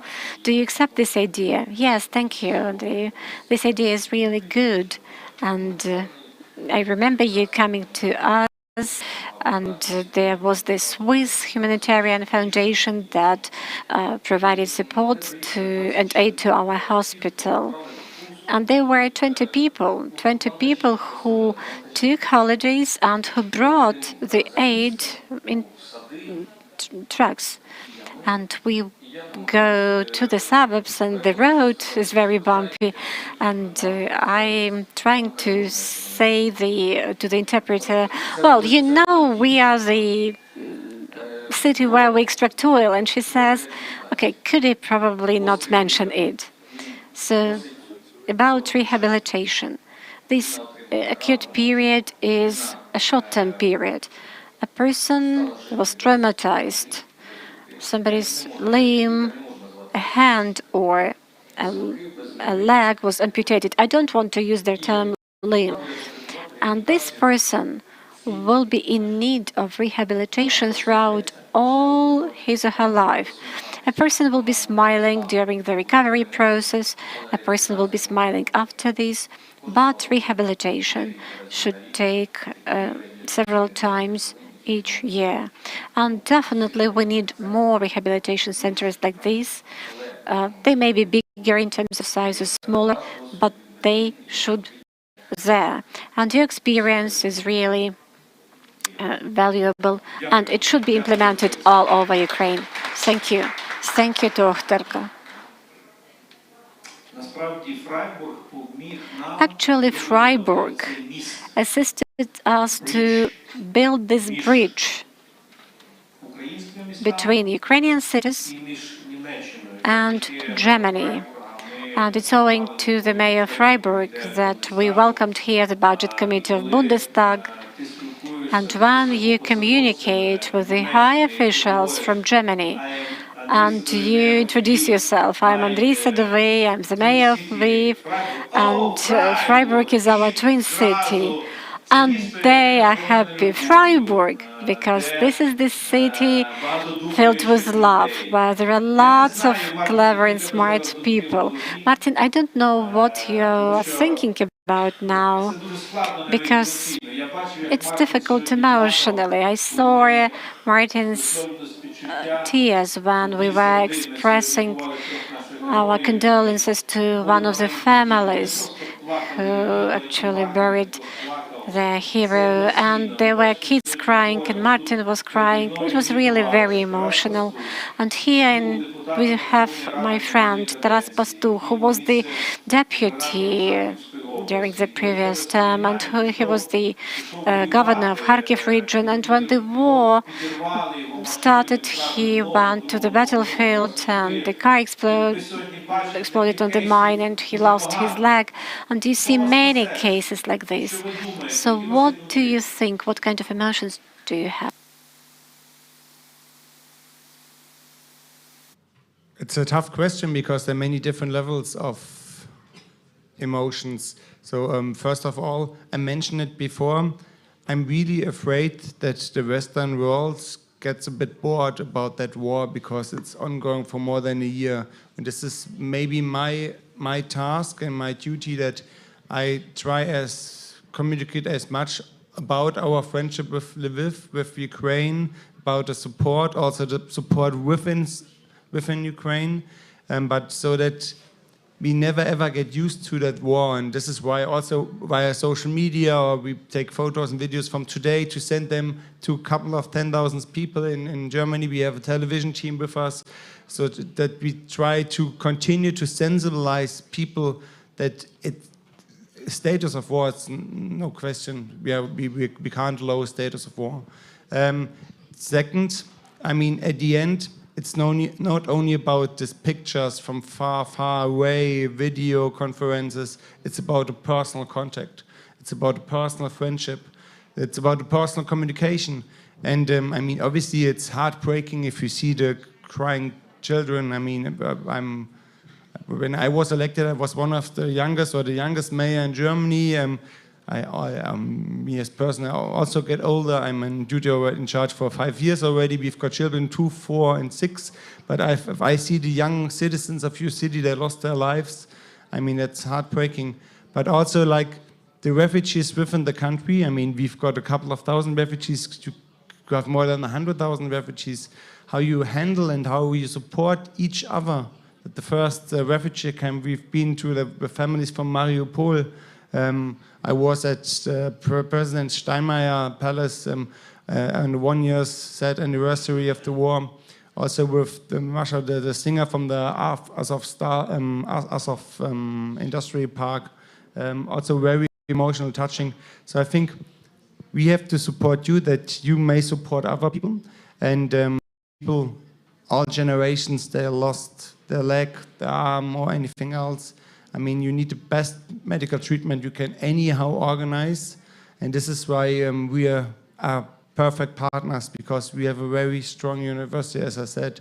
But I think if I would ask my German delegation, only a couple of them are with me today, I mean, they're all very emotional touched. I mean, sorry, you have daily funerals, you have daily losses, you have heavy injuries, people everywhere around. But some of them, some of my delegation, they are the first time in Ukraine. They see a funeral like this the first time. They see the first time around the people like this. So all of them are really emotionally touched as well. So, and I think it's okay and it's important and it's necessary to be emotional. And it's completely okay to be emotionally touched, but you are not allowed to stop at that point. After the emotions, we need action. So we need concrete projects. And this is why we are here for.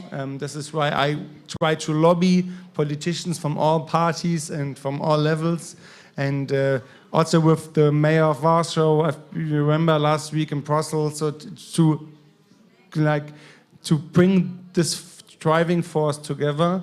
And also, I mean, come on, you guys have a huge you have a huge potential. If you think about Lviv, your city, I mean, you've got, I don't know, 100,000 students. You're so innovative. Even I think many of your clubs, bars, and restaurants are way cooler than ours. And so that means, you know, your idea of startups, corporations, and so on and so on. So this is how we also want to work together. It's not about brain drain everybody to the West. It's about the people to stay in Ukraine, to work for Ukraine, and to combine those forces. And this is why we need this kind of projects. And then we can really, that's honestly speaking, we can learn from each other. So there are some parts in your city, they are way cooler than parts in our German cities. Great. Дякую. Дякую. Дякую. Дякую. Thank you. Знаєте, мер Ужгорода – це є мер. Well, the mayor of Uzhhorod is the mayor of a big city, and it's not an easy city from the political point of view. Sometimes it's easier to build something from scratch rather than to reshape something that you already have. Well, just aside, I'm really happy that we have very good cooperation with our universities, and here we have Ms. Klimovska representing Ukrainian Catholic University, Mr. Veselovsky representing IT cluster. Here we have our city council deputies, our councillors. Yes, we have them here, Mr. Troats and some other colleagues. Actually, we wouldn't be able to do it if it were not for human support, from support of different communities, the deputies who are emerged in different areas. So how do you plan to work with these rehabilitation dreams? What about your civil community? Do your deputies understand that? Do they want to support you. Yes, we know what we are talking about because there are more than 100 nationalities living in Transcarpathian region and 70 ethnic groups in Uzhhorod. But now we are all united. We are not divided into Transcarpathians or Lvivites or representatives of some other regions. We are all Ukrainians. In our city council, we have 6 political parties, but we work as one team, and we pay lots of attention to this rehabilitation challenge. We won't have any quarrels or any challenges in this respect. I'm not talking to discuss our neighbors, you know what kind of neighbors I'm talking about. We have full understanding between all political factions, and we hope that our foreign partners who take not a very good position towards Ukraine, we hope that this position will be changed. They see that Ukraine is going in the right direction, and we have really very good support at the level of the city.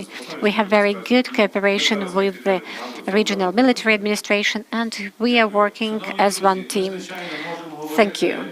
Dear friends, we can talk about all these issues for a long time because you know the mayors can talk a lot.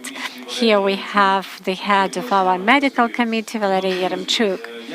But dear friends, I would like to thank all our mayors who participated in this panel. I would like to express our gratitude to all of you, because if it were not for you, we wouldn't be able to do what we did. We love you. We respect you. Glory to Ukraine. Never give up. Thank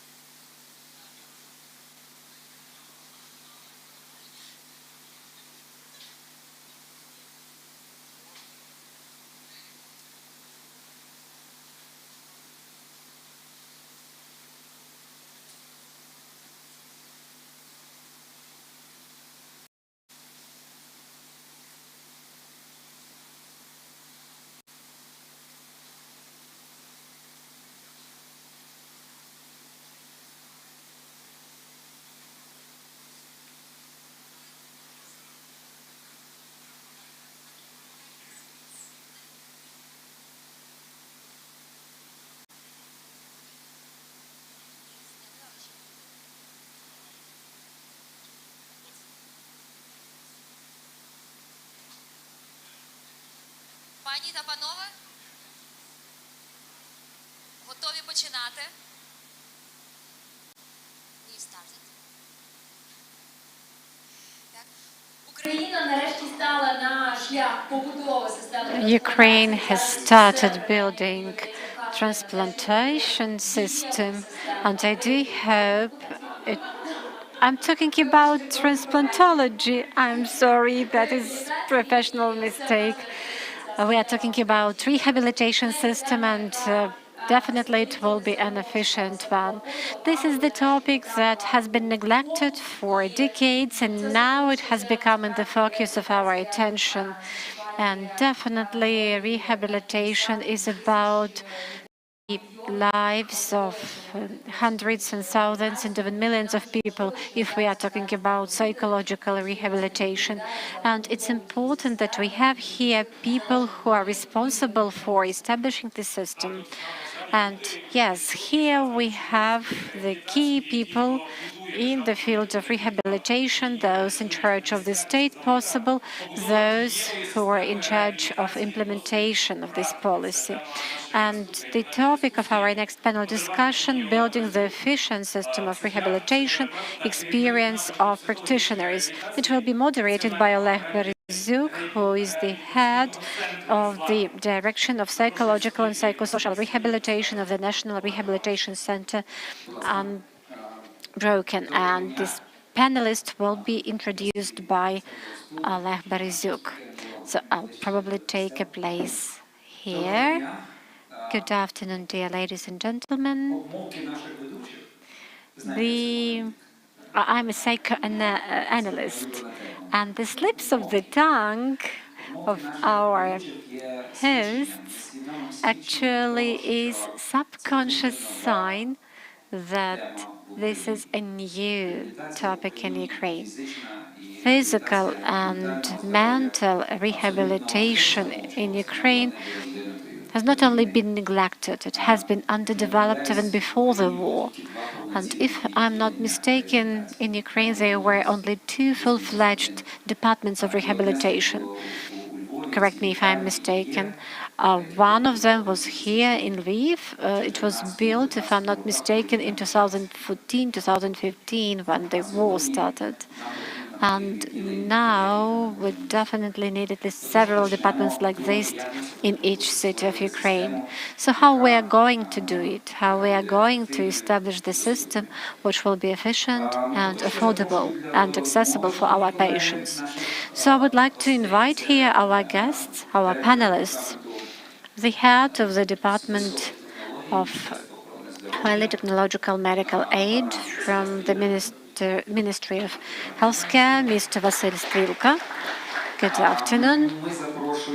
We also invite here Ms. Oksana Dmitrieva, who is the Member of Parliament of Ukraine of this convocation, who is the Vice Head of our Nation Health Committee. We are happy to welcome you here, and the slip of the tongue of our host is not accidental because he is the Member of Parliament who actually was the one who finalized the development of the transplantology system in Ukraine. So the first bricks were laid down 20 years ago, but there was nobody to build up. And it was Oksana Dmitrieva and Vasil Strilka were the ones who did it. And today we also put or laid down the first rehabilitation bricks. It is also my pleasure to have here Mr. Thomas Steig, who is the president of the Rehabilitation Department, Direct Relief. This is the humanitarian organization. Thank you for joining us today. Also here is Irina Zaslavets. She is with us all the day long, and she is the head of the project and a well-known journalist in Ukraine. And this is a person who knows what we are talking about. Also, online with us, our guests. We have a special guest from Great Britain who started assisting us from the very first days of war. This is the Major General and the Chief Surgeon of the Royal Medical Defence Service of Great Britain, Mr. Tim Hodges. Пане генерале, дуже раді вас тут вітати. We also have here online Ms. Christina Rakotsi, who is the representative of James Haley Hospital, Rehabilitation Hospital in Tampa, in Florida. How are you, Christina? I'm fine, thank you. And we hope that there will be more participants. In case they appear online, we'll announce it. And also we have online Mr. Israel Dutkevich, who is the professor at rehabilitation medicine, who is the head of rehabilitation department of Sheba Hospital.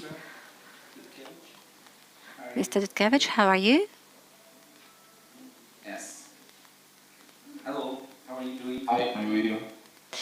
Так, я з вами, все добре. Всі тут. So, everybody's here, therefore we are going to start. And Irina Zaslavets has already said that this topic has been neglected and didn't get attention and had a number of problems at different layers, starting with infrastructure level up to the documentation level. In Ukraine, we always had a problem regarding the legislation that would properly describe the rehabilitation process. Ms. Dmitrieva, you have got the law on rehabilitation, and actually I'm your previous colleague, so it was the law about the past.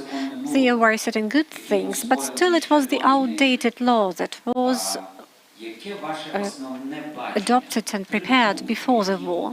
So what are 3 points, 3 messages that should be changed in the law for the rehabilitation in Ukraine to be functioning one? So we actually wanted to be as well-functioning as the transplantology.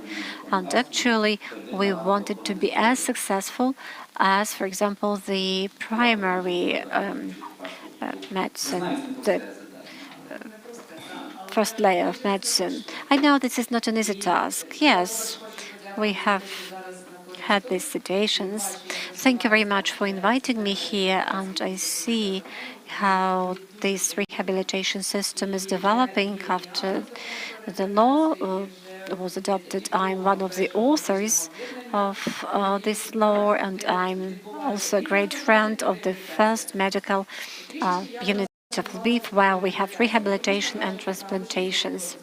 You were right stating that the first rehabilitation law was outdated, and it was very difficult to convince my colleagues that it should have been amended.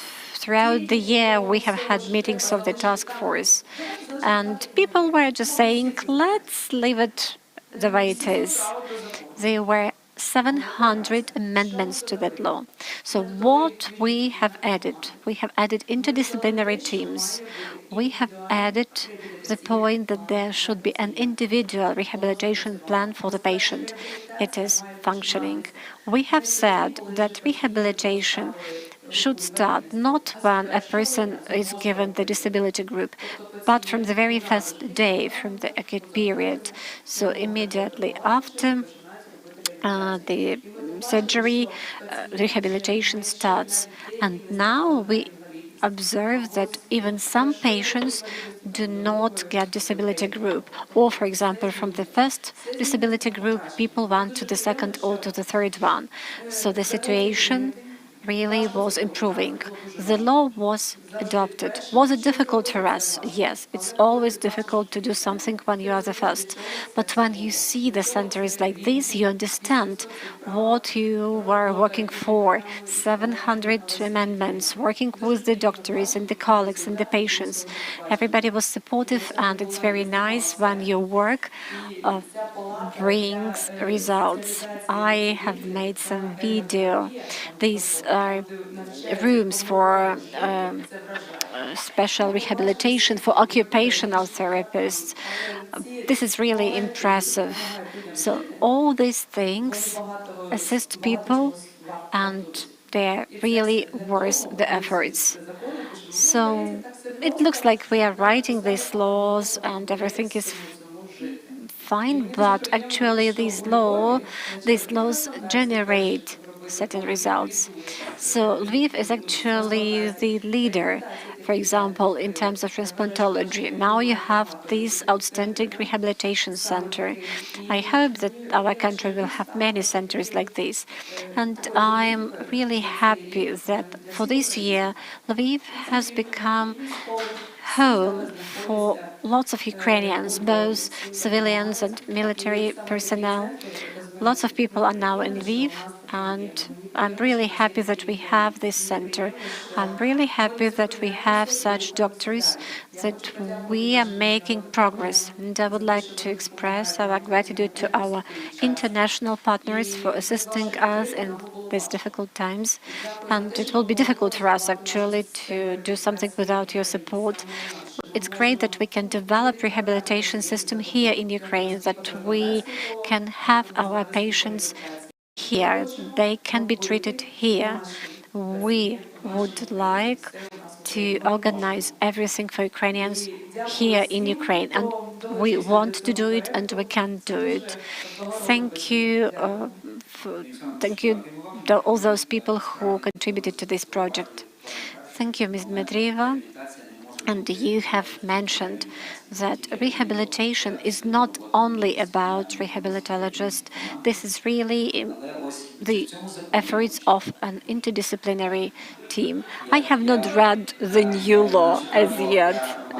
I have not read because I have PTSD about reading the laws, reading the legislation. And those people who laugh now understand what I'm talking about. That's because you have not read our law. But have you described the mechanism of cooperation between the members of this interdisciplinary team? Because, well, you have in one team a reconstructive surgeon, a rehabilitation specialist, an occupational therapist, a prosthetic expert, a psychologist, and probably even not one representatives of the field. This is not an easy task. Funding and resources usually guarantee success. I think this probably will be the matter of discussion with Mr. Vasily Strilka. But does the law mention the mechanism of functioning of this interdisciplinary team if we are talking about co-founding? We have written what are the members of this team. We have written you understand that probably we won't have enough doctors, for example. There should be an occupational therapist, there should be a speech therapist, but probably we would lack some doctors like this. So everything is written in the law. So what you are talking about actually is the matter of the public health service and the contracts with them. Talking about the courses of psychological support, it seems to me now the training periods are shorter. It is both positive and negative, but again, lots of efforts are done to have such teams and to have all the members of such teams. Yes, we'll see how it's going to work. I have said already that it's very difficult to be the first. Well, we are not the first, but we have to be the second, let's say. Thank you, Ms. Dmitrieva. We understand that you have to go now, but I have had a tour around the center. We are happy to see you because you always come here and bring something good, and we also give you something good to give back. And I'm always ready for cooperation. Thank you. Thank you for invitation. Справді, створити закон це важка праця. It's difficult to Але добрий закон write a law. важка праця. I'm talking about a good law. And the law has been written under difficult conditions. But what is more difficult is to make this law a good one, to create some bylaws and guidelines, instructions and explanations that will probably correct some gaps or mistakes in the law because, well, these are people who write the laws. And we are happy here to have here Mr. Vasil Strelka, who is the head of the Department of New Technologies. Надзвичайно скромна людина. He's a very modest person, but he has great analytical skills and he's really a workaholic. He's working 12 or 14 hours a day, giving attention to the smallest detail in a bylaw or in a guideline or in the order. Okay, you may probably give your question already. That's important what I'm saying because we are going to ask about some details. Яким чином So the question is, we have the law, бачення, стратегічне бачення we have the strategic vision of the Ministry of Healthcare that is actually in charge of it, and the ministry becomes a leader of the efficient rehabilitation system. So щоб в Україні протягом року в кожній what we should do for Ukraine, for every hospital, clinical hospital of Ukraine, a multi-profile hospital of Ukraine, to have such rehabilitation departments. це ключова річ в вирішеному законі, щоб він це спробував. This is the key point why we need the law and how it made our life easier, because the bylaws were passed even before this. For example, the job of an occupational therapist was introduced into the list of professions of Ukraine in 2016. And actually, Закон дав нам можливість the law enabled us to stop certain discussions that everything works pretty well. There is the Russian model of the Soviet model of rehabilitation, and this is the best in the world, and everything works fine. But we have had lots of people who said everything is fine, everything is functioning well. Now the law has been passed. Here is the interdisciplinary team and the members of this team, and now we do not have any discussions about it, whether it's necessary to have it like that or not. Now the role of the ministry. So we are talking about financial tools for the head of a healthcare facility to be able to employ a physiotherapist or an occupational therapist. He should be interested not only in helping the patients, but he should be confident that it won't bring financial losses to the hospital. So, for example, we have the data about our capacities.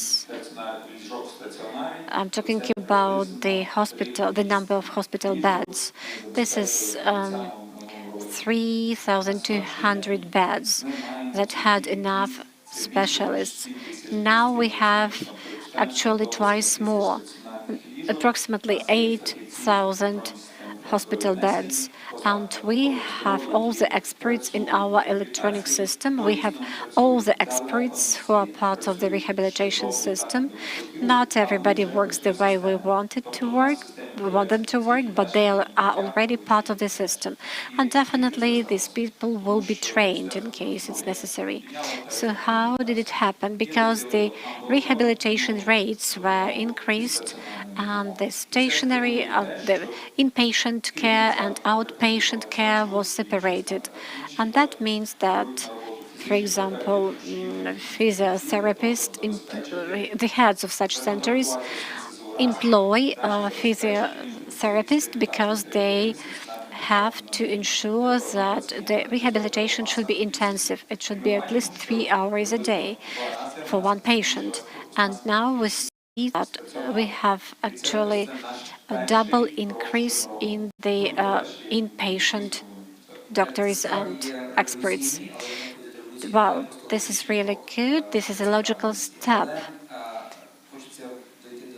But really, I would like to ask you for details.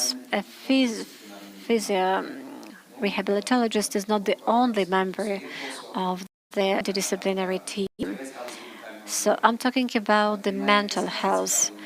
A mental health doctor will be interested in providing his services in the same way, for example, as the prosthesis worker. We have the order of the Cabinet of Ministers that says that a prosthetic expert should be part of the interdisciplinary team. Did we manage to achieve it? Not yet, but we already have certain institutions that invite the prosthetic experts at the stage of amputation, reamputation, and rehabilitation. And we have our goal, and we know how we are going to achieve it, to have the prosthetic experts in all the institutions. First of all, it's necessary for the rehabilitation team to prescribe the prosthesis. Then this team should actually accept the results of the prosthetic work. So the moment we are going to introduce this regulation, we shall have these experts in all the institutions. When we are talking about mental health, we have the so-called complex rehabilitation package, when the state pays more money if rehabilitation is going in 2 or more directions. And one of these directions can be psychological support or psychotherapeutic support. And in this case, psychotherapist or psychologist will be employed. So we have the rate. So, for example, we have the rehabilitation package. There are 2 rates, almost 34,000 and about 20,000. So 34,000 are paid if the institution provides rehabilitation in 2 areas, at least in 2 areas, physical, for example, and mental health rehabilitation. So this money will be spent on physiotherapists and on mental health expert. For example, if the patient requires exclusively one area of rehabilitation, the institution will be paid about 20,000 hryvnias. I have never met any patient who had any war-related trauma, be it psychological or physical, or a trauma resulted from being in captivity, or a trauma from torturing. So all these people require psychological accompaniment and psychological support. And that means that actually all the packages should include these services. For example, it means that probably the heads of these institutions will have to choose whether they should invite an occupational therapist or a psychotherapist. Now, rehabilitation is about an interdisciplinary team, and they establish the goals of rehabilitation, and they will be doing it together with the patient on the basis of the patient needs. So in case the patient will have some issues about mental health, definitely in this case, the mental health expert will be a member of such interdisciplinary team and will set the goals together with the team and plan achievement of these goals. So this is the way it's going to work. And both a physiotherapist, occupational therapist, a prosthetic expert, a psychologist will be working together. But and the money will go to the institution. So far, it will be working like that. Well, I'm trying to hyperbolize a bit. Just opening rehabilitation department in every healthcare institution requires certain infrastructure. Rehabilitation is quite expensive.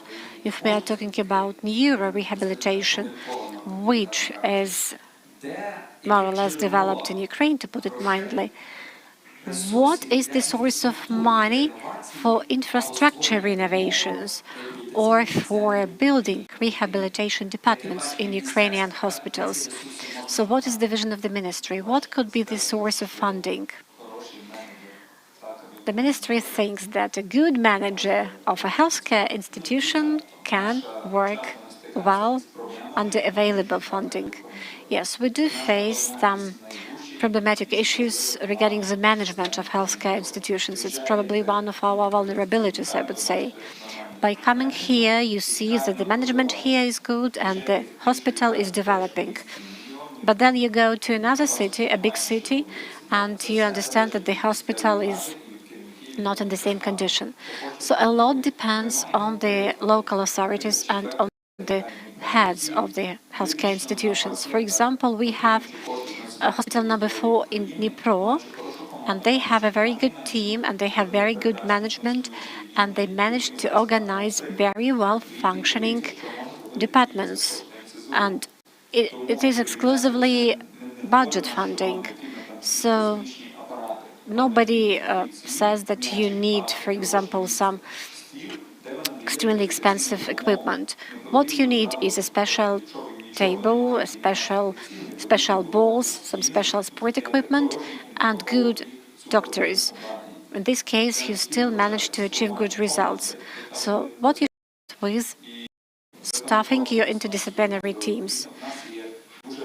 We have very basic requirements regarding the equipment. It is not very expensive. And now we have international technical assistance from our international partners. So we are definitely going to help to assist the institutions, but we are going to assist those which are already on some good level. If there is nothing in some institutions, we are not going to provide you with absolutely everything. So if, for example, you do not have the contract on rehabilitation, we won't be able to assist you. Well, that's tough, but that's fair. We should support the strongest, but we should help the weakest. And when you support the strongest, you get the result that will inspire the others. Thank you very much.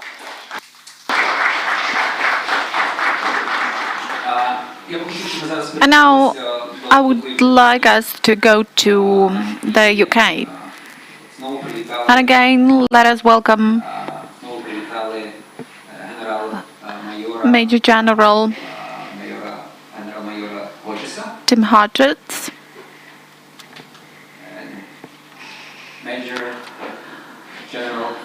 Отже, шановний пане генерал-майоре, я хотів би вам подякувати. But I would like to take я буду говорити українською краще, бо більше мають навушників, не мають. Я хочу подякувати вам, пане генерале, за те, що ви не тільки тут. Я хочу вам подякувати, що For being with us, but for supporting us on the first days of the war. You used to be the first general, in particular from the UK, who came to support us civilian doctors. You took a very brave and unexpected step. Our team didn't know what was happening. We didn't know what the trauma of war is. And you just placed us on a military plane in Rzeszów. You took us to the UK. You closed us in the room of the rehabilitation center of the UK Army for about a week. And you personally kept training us, delivering lectures to us and explaining things to us. Now I'm telling this with being overwhelmed with emotions, because that was a shoulder of support that was really very helpful for us. And we could tell that you are the godfather of our clinic, our rehabilitation clinic for the victims of war. So thank you. Let's applaud.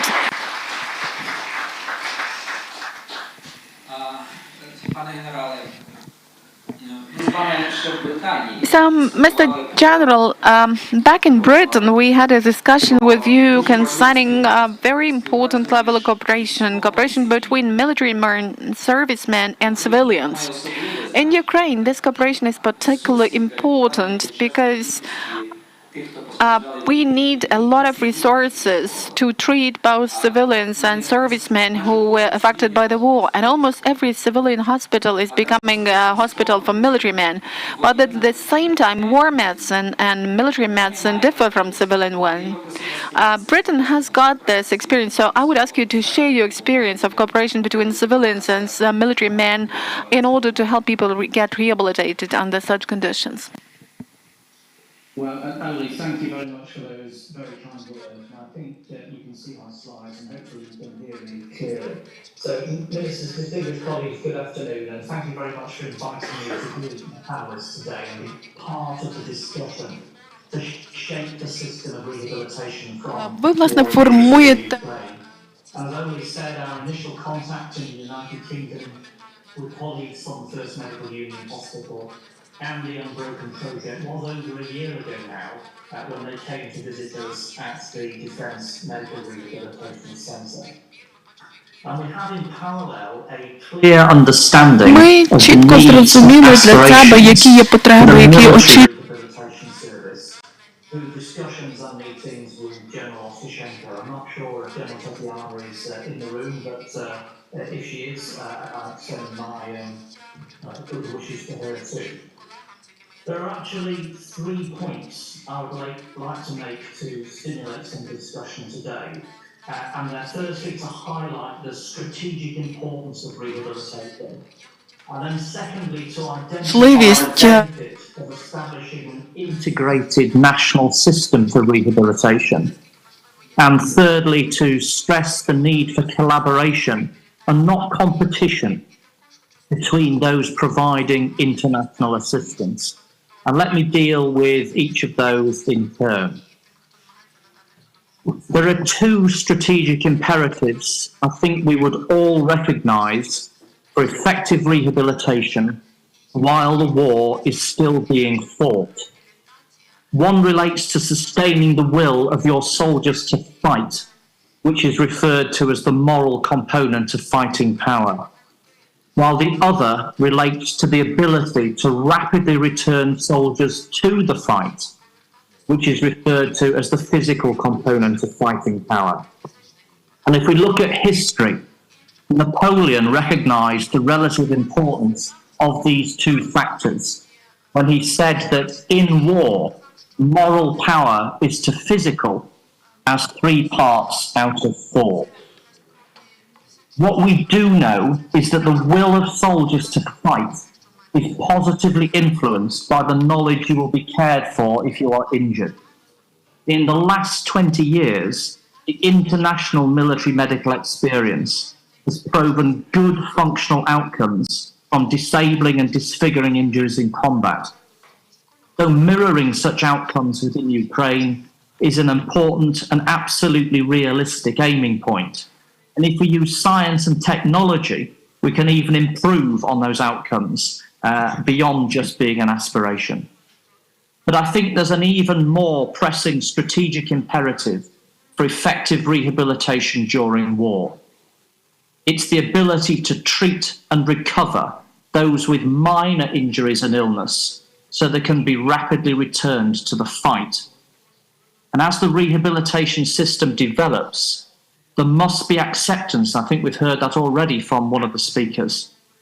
There must be acceptance of the value of high volume, short duration, less technology dependent rehabilitation for common musculoskeletal injuries, aside from the complex needs of the seriously injured.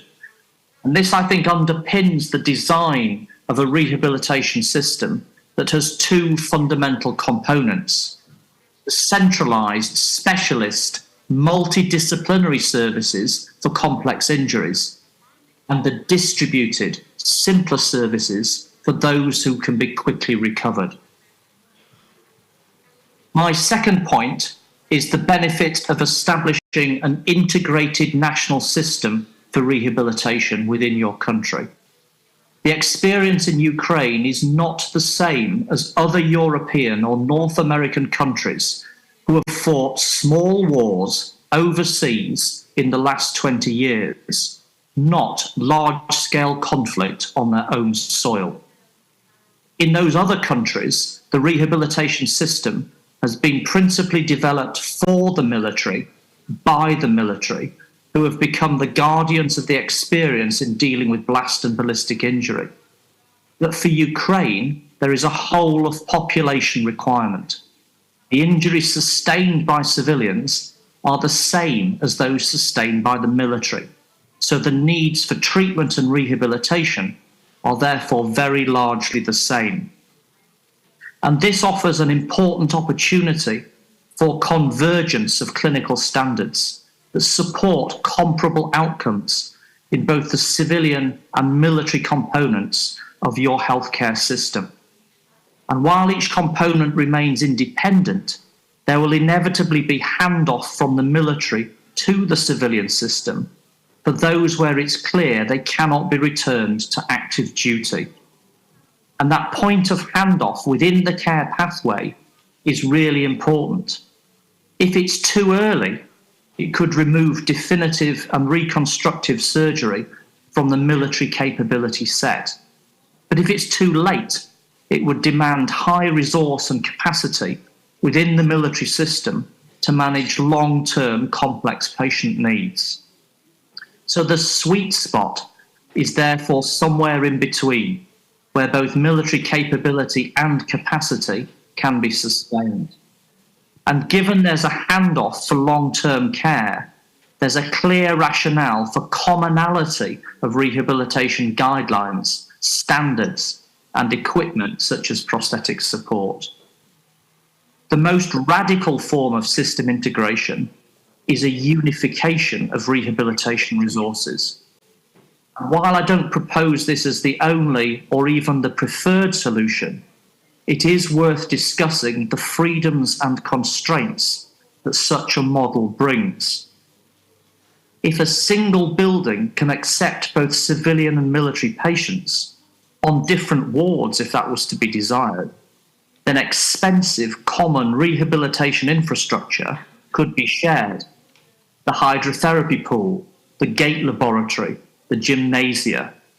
But perhaps more importantly, access to limited medical specialties can be shared. So the rehabilitation physician, the reconstructive surgeon, the prosthetist, the psychiatrist who specialises in complex post-traumatic stress disorder. I think I can confidently predict that the hardest part of building and sustaining the rehabilitation network across the country will be developing the people who will provide the service. And I've heard already today that you are building that human capability. So this links to my third and final point, which is the need for collaboration, not competition, between those providing international assistance. The ultimate goal, as I've suggested, must be common care standards and comparable care outcomes, whoever you are, whether a military or civilian patient. And this demands collaboration within an internal integrated national system and collaboration between the international civilian and military medical experts who are being sought for advice. I would say there are actually few genuine experts in any European or North American country in rehabilitation from combat trauma. And I'd be confident in asserting they have all been contacted by both civilian and military colleagues in Ukraine. So how we coordinate and cohere that international advisory response to provide the best collective outcomes across the country, I would say, is a key success factor. So I have a summary point, a takeaway message that binds the three issues I've discussed together. And that is the benefit there will be from an overarching cross-governmental department strategy for rehabilitation in the country.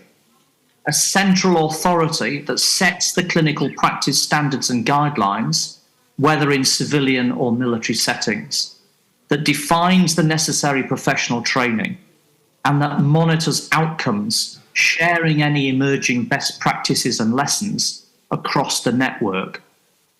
As we've categorically demonstrated in the conflict since the start of this century, the reason we've got better and better was because of our data. In the world of improving clinical outcomes, data is king. But you must also have the will and the mechanisms to act on the data to drive change. So ministers, colleagues, if I was starting with a blank sheet of paper, I would start with such a strategy. And it may be that strategy is already written. And speakers have already mentioned how the law needed to be and has been changed. But if that strategy is not written and you desire one, then I'm very happy to offer support to help create it. Thank you for your attention. Thank you, General. I have one question. Я маю одне запитання, але перед тим хочу декілька слів сказати, що I've got one question, but before that, let me tell a couple of words. Our British colleagues did not just take us to the UK, they also sent medical nurses and doctors to Ukraine, and as well as rehabilitologists who worked with our patients and showed the style of working with patients, the style in which the servicemen and military doctors work with patients who have war traumas. And we are really grateful to you for this experience. We are still recalling those people who used to work with us, who trained us some modern technologies of fighting awful problems like antibiotic resistance. And boys and girls from the UK really worked a lot with us. Do you see any opportunity, Mr. General, for going on with such exchange courses, knowledge exchange courses, or let me call it in a different way? Actually, everyone can go to the UK, but not everyone can come from the UK and work in our clinic. So do you see any opportunity for arranging such paratrooper landings in Ukraine in order to expand this program for these groups, for these teams to include not just military doctors, but civilian doctors as well, for them to work here in Ukraine again with the teams of civilian military doctors of Ukraine, because probably they would help these medical and military doctors of Ukraine merge together and work together, because they work in parallel and it's very difficult to really unite their effort. So probably there will be no competition then, pseudo competition, but there will be joint collaboration for the sake of a better result. And the result will be improvement of the quality of services and advanced professionalism, of course. So, Ole, thank you very much. Так, дуже дякую за запитання. It does depend on the permissiveness of the environment, and certainly if the war comes to a speedy close, which we would all wish for, then the ability to send more people to Ukraine certainly becomes much more possible. In the meantime, of course, we've got to continue the dialogue to share best practices and provide that remote support in parallel. But I absolutely understand that the desire within Ukraine is to be able to treat your patients in country, which means mentorship and support alongside the patients you are treating. So without making a specific commitment, Ole, I would say that the intent would absolutely be to try and find how UK clinicians and other international clinicians can support their colleagues in Ukraine as you start to develop further your rehabilitation service. Дуже вам дякуємо. Дякуємо вас за ваш час. Ми чекаємо вас у Львові, пане генерале, і чекаємо, що ваша співпраця принесе користь нам, а ми принесемо користь вам своїм досвідом. Дякуємо, до зустрічі і вітання всій вашій команді, яка працювала разом з нами і далі працює з українськими лікарями, медсестрами і іншими спеціалістами. And all of us. See you. Goodbye.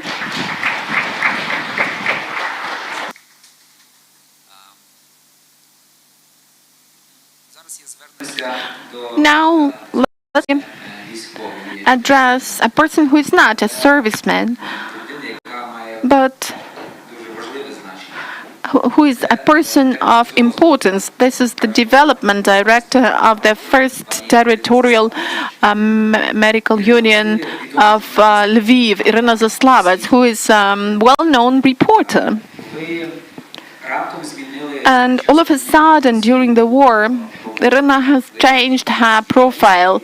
She has left journalism, where she was a success, and she decided to work in a clinic and to become the development director for this clinic. And it is on your shoulders that all this work related to one of the most serious branches as rehabilitation lies. I remember at the beginning you were collecting the census for bioprosthesis in Lviv, in Ukraine. You were really getting the components for them because we had the intention, but we didn't have the resources back then. So you did this on your own. So you have come from a side, from a different field. What is the rehabilitation for you, and how would you create such rehabilitation units or centers that we have here? Would you like to have them in every city? Well, you have said a lot of nice words, and you have multiplied my contribution, but you know what my profession is, right? So I would like to say that when we speak about why I came to Lviv and how I did this, that was because I saw that this is a magnetic place that attracts people who are willing to work more than they can. In the ministries, and Vasil will confirm this, there is a slogan that within some limits and in a certain way. I mean, that you have some job description which you have to follow, but this hospital for me is the place where there are no limitations as far as the methods, the ways of your full self-fulfillment are concerned. And these ideas here are generated very quickly, and the donors cannot understand how this could be happening so quickly. When there was the idea to have this bionic prosthesis, we were really looking for different components of it. We brought it from Dnipro, from Lviv, from Germany, because we were very much willing to start to launch this. And we understand that the moment we launch this, it will start working. But we wouldn't be able to start without A, our willingness, B, without the people who would be able to somehow bring this to life.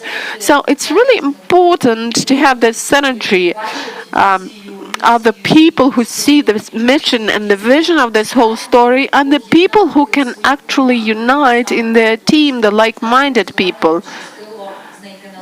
We're happy to find Nazar, who is one of the best prosthetic experts, and our executive director was looking for him personally for different clinics, just trying to persuade him to join us.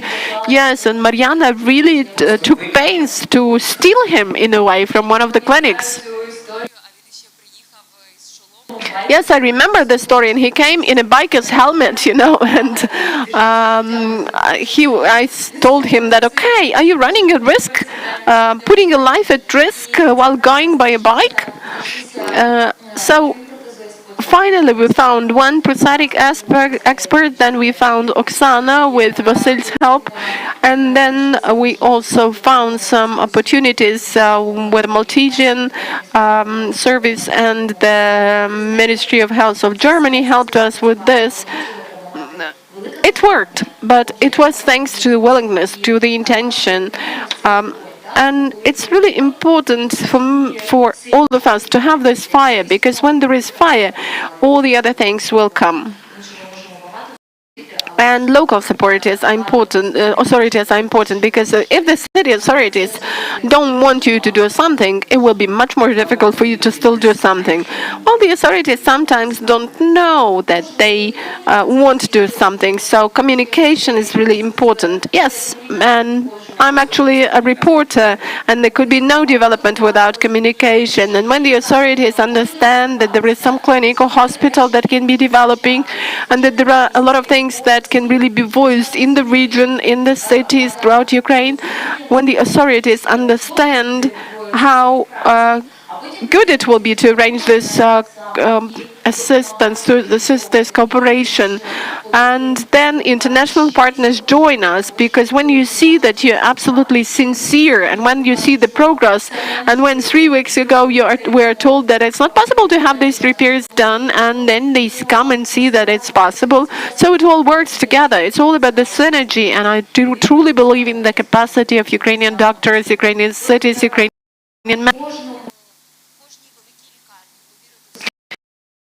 hospital should trust in its own power and strengths. Yeah, but you should need such a good development director who can at the same time be writing essays and developing instructions and cleaning the rooms and washing something on the floor. And this is all about Irina Zaslavets. So thanks a lot.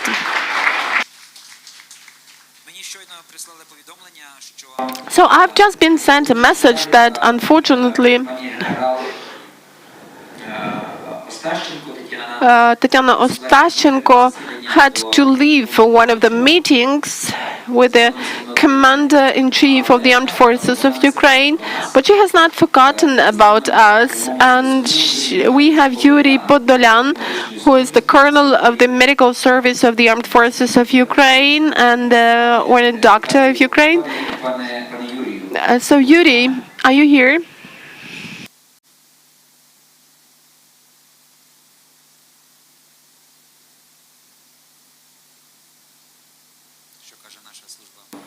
So what does our technical support service say? Yes, welcome to all the participants. I'm here with you, and I'm sending you our best wishes from the commander. She's on her business trip. That's why she delegated me. Thank you, Mr. Colonel, for your time. I don't know whether you could hear your colleague, Major General of the UK, the Chief Physician of the Army of the UK. Did you hear his speech? Only partially, sorry for that. Okay, so we discussed with him the importance of rehabilitation for the armed forces. And in this respect, of importance is rehabilitation that presupposes as quick recovery of the military men and as quick return to the army as possible. Does the Ministry of Defense have any plan as for now to create, in cooperation with medical institutions, military hospitals, your medical institutions, some synergy with civilian hospitals for civilians? I know that General Osnashchenko came to this hospital and she worked with us for many hours on this cooperation. So do you have the plan for recovery and rehabilitation of servicemen? Yes, of course, we do have this plan. We are working on it, and under it, and you know that a lot of our medical institutions that used to work as sanatoria were transformed into medical hospitals, and they are providing assistance to wounded, injured soldiers. Besides that, we do have rehabilitation units in our medical institutions. They deal with rehabilitation, and the commander and the armed forces and the Ministry of Defense have the plan to expand the range of institutions that will be dealing with rehabilitation. And of course, we will be able to succeed with this only in cooperation with hospitals for civilians. We realize this. Thank you. Today, while having a well, of course, we have a forum today, but we also have to do clinical examination daily routine work. So we had some patients from Bakhmut who came with evacuation trains, and we had a talk with a heavily wounded woman. Her upper limb and lower limb have been wounded. And you know, there is no civilian medicine close to Bakhmut now, and the woman, the civilian, was saved by your services, the services of the army, doctors of the army. It was thanks to your services that she is alive today, and she will undergo rehabilitation. Everything will be fine with her. But on the other hand, there are just the opposite cases when in hospitals for civilians, doctors provide medical aid to servicemen. And these servicemen are already back in the army. And of course, they have problems with the limbs, and they are allowed not to go back to the army, but they did. So it's important about this cooperation. You are saving lives, and we are quickly giving you back the people who are motivated to go to the army. What could actually accelerate this cooperation between civilians and the military? You've been right in saying that it was at the beginning of the full-scale invasion that we started treating all people within the unified space, civilian doctors and medical doctors, and there have been a number of cases when close to the demarcation line, to the hostility line, hospitals for civilians were deserted or were damaged, and it was military doctors who had to work in those premises close to them. And there have been just the opposite cases when there have been also cases when civilians and medical doctors worked together. And of course, we have the increasing number of doctors within the within the military field, because we are trying to rebuff quite a large army of our enemy. And of course, the units that we had would not have coped with the large number of the enemies were it not for civilian doctors. So our success lies in our joint cooperation, that's for sure. And what about the suggestions? Suggestions for such intensification is joint training. For example, today in our clinic we have experts from Austria and Australia, and they provide trainings to us. They train us and teach us how to work with traumas, like microsurgery of the muscles, of vessels, and the so-called free flaps that allow to restore parts of the body. These are also implants. Prosthetic devices are produced by our colleague from Australia. We have to offer something, and the Ministry of Health, the Ministry of Defense, and the Ministry of Veterans Affairs have to have such joint trainings where we would have a team of military servicemen and civilians as well, because high attack should, in spite of high level of routine, be quick in terms of its implementation in hospitals. And cooperation with servicemen could treat civilian doctors to do something they have never been dealing with as well. So when we had a talk with General Ostashenko in the hospital, she supported creation of the joint training platform for military and civilian surgeons in particular. What do you think of this? Of course, we were always willing to have trainings, be it joint training or non-joint trainings. If they are joint, that would be great. We are about to implement a project related to joint training for civilians and the military, and we have been discussing this with Mikhailo Radutsky, the head of one of the committees of the Verkhovna Rada. And, well, I cannot yet voice the data about their specific clinics or educational institutions where we will have these trainings delivered, but we already know the trainers from abroad who will will be delivering those trainings. Thank you for this initiative. So we can see that this is a parallel initiative. And we would offer you another project, which is a short, or probably small project, but this is the training for in high-tech surgical operations. So that would be great. I'm ready to join. Please convey this information to General Ostashchenkov on our behalf and pass our most sincere greetings and gratitude for your regular support and for your regular cooperation with us. Well, you are a military man. You're always quick to react. Yes, thank you. Thank you for the invitation and my let me pass the greetings from General Oneshchenko.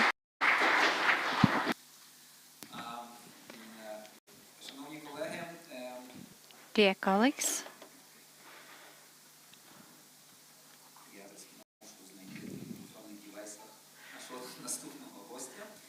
I would like to find our next guest. I would like to give the floor to Ms. Christina Rakoti from Florida, who is representing the James Haley Veterans Hospital in Tampa. Yes, I'm here and I would like to share my slides. Do you see my slides? We are happy to see you. We are happy to welcome you here. Thank you, and I'm glad to communicate with you again. I would like to say that we have had a chance to go to your hospital to see how your colleagues work. And this is an important hospital for us because it's not only Veterans Hospital, but this is the hospital that works a lot with neurotrauma. Neurotrauma is one of the most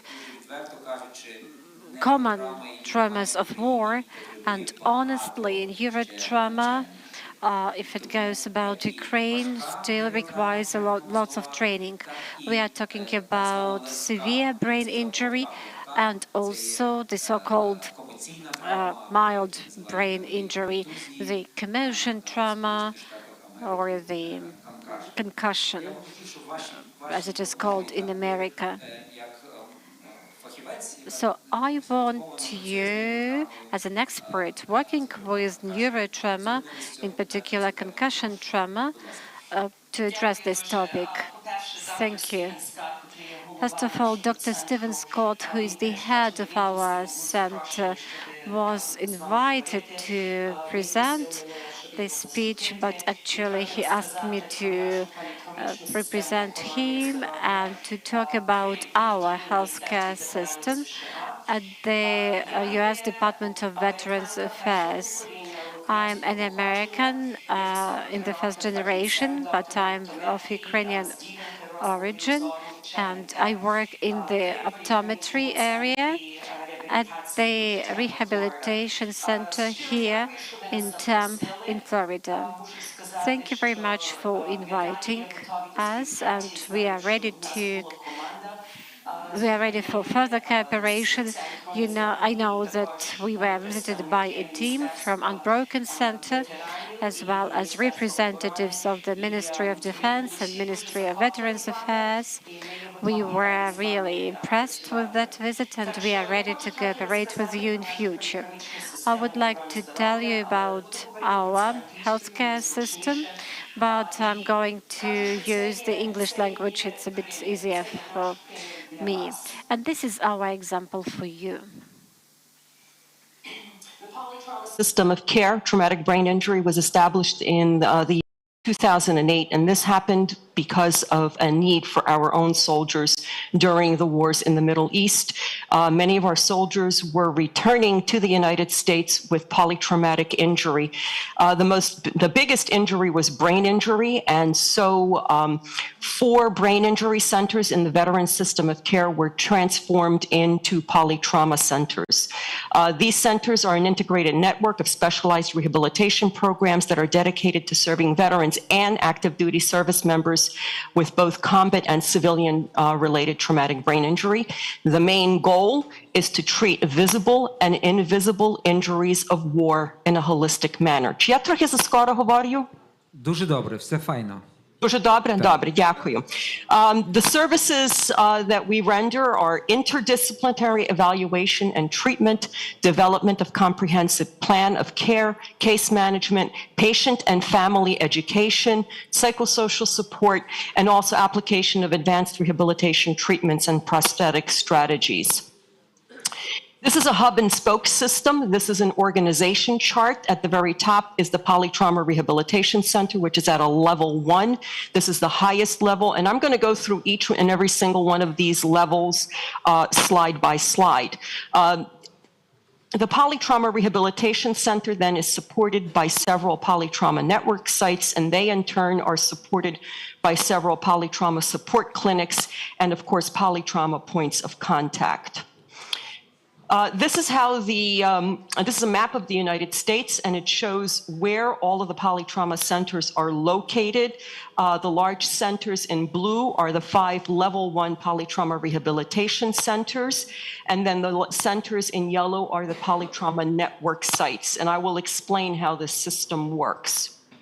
So, a level 1 polytrauma rehabilitation center, there are only 5 in the United States: Minneapolis, Minnesota, Palo Alto, California, Richmond, Virginia, San Antonio, and where I am, which is Tampa, Florida.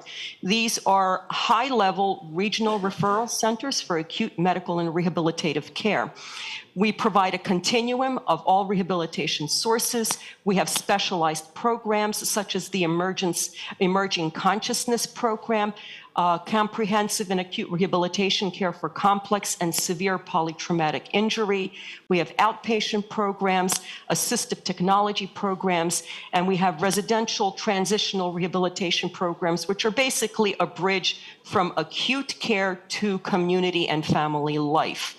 We also host something called the Post-Deployment Rehabilitation Program, and this is 90% for active duty special operations forces, and I'll be able to tell you more about that later. The Level 1 Rehabilitation Center, the PRC, provides acute comprehensive inpatient rehabilitation.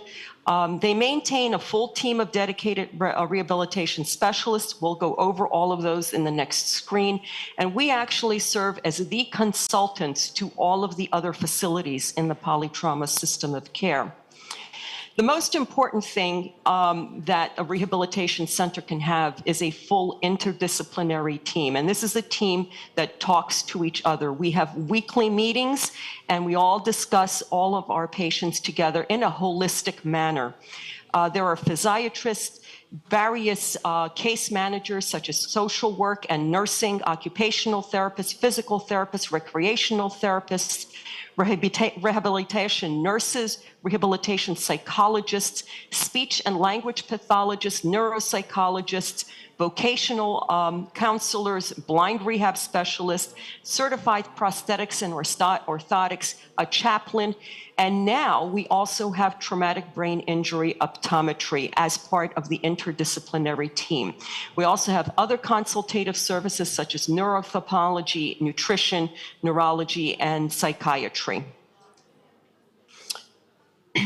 So I'm going to talk now about Tampa. Our physical medicine and rehabilitation polytrauma inpatient programs include an acute floor. This is the polytrauma brain injury patient program. We have 18 beds.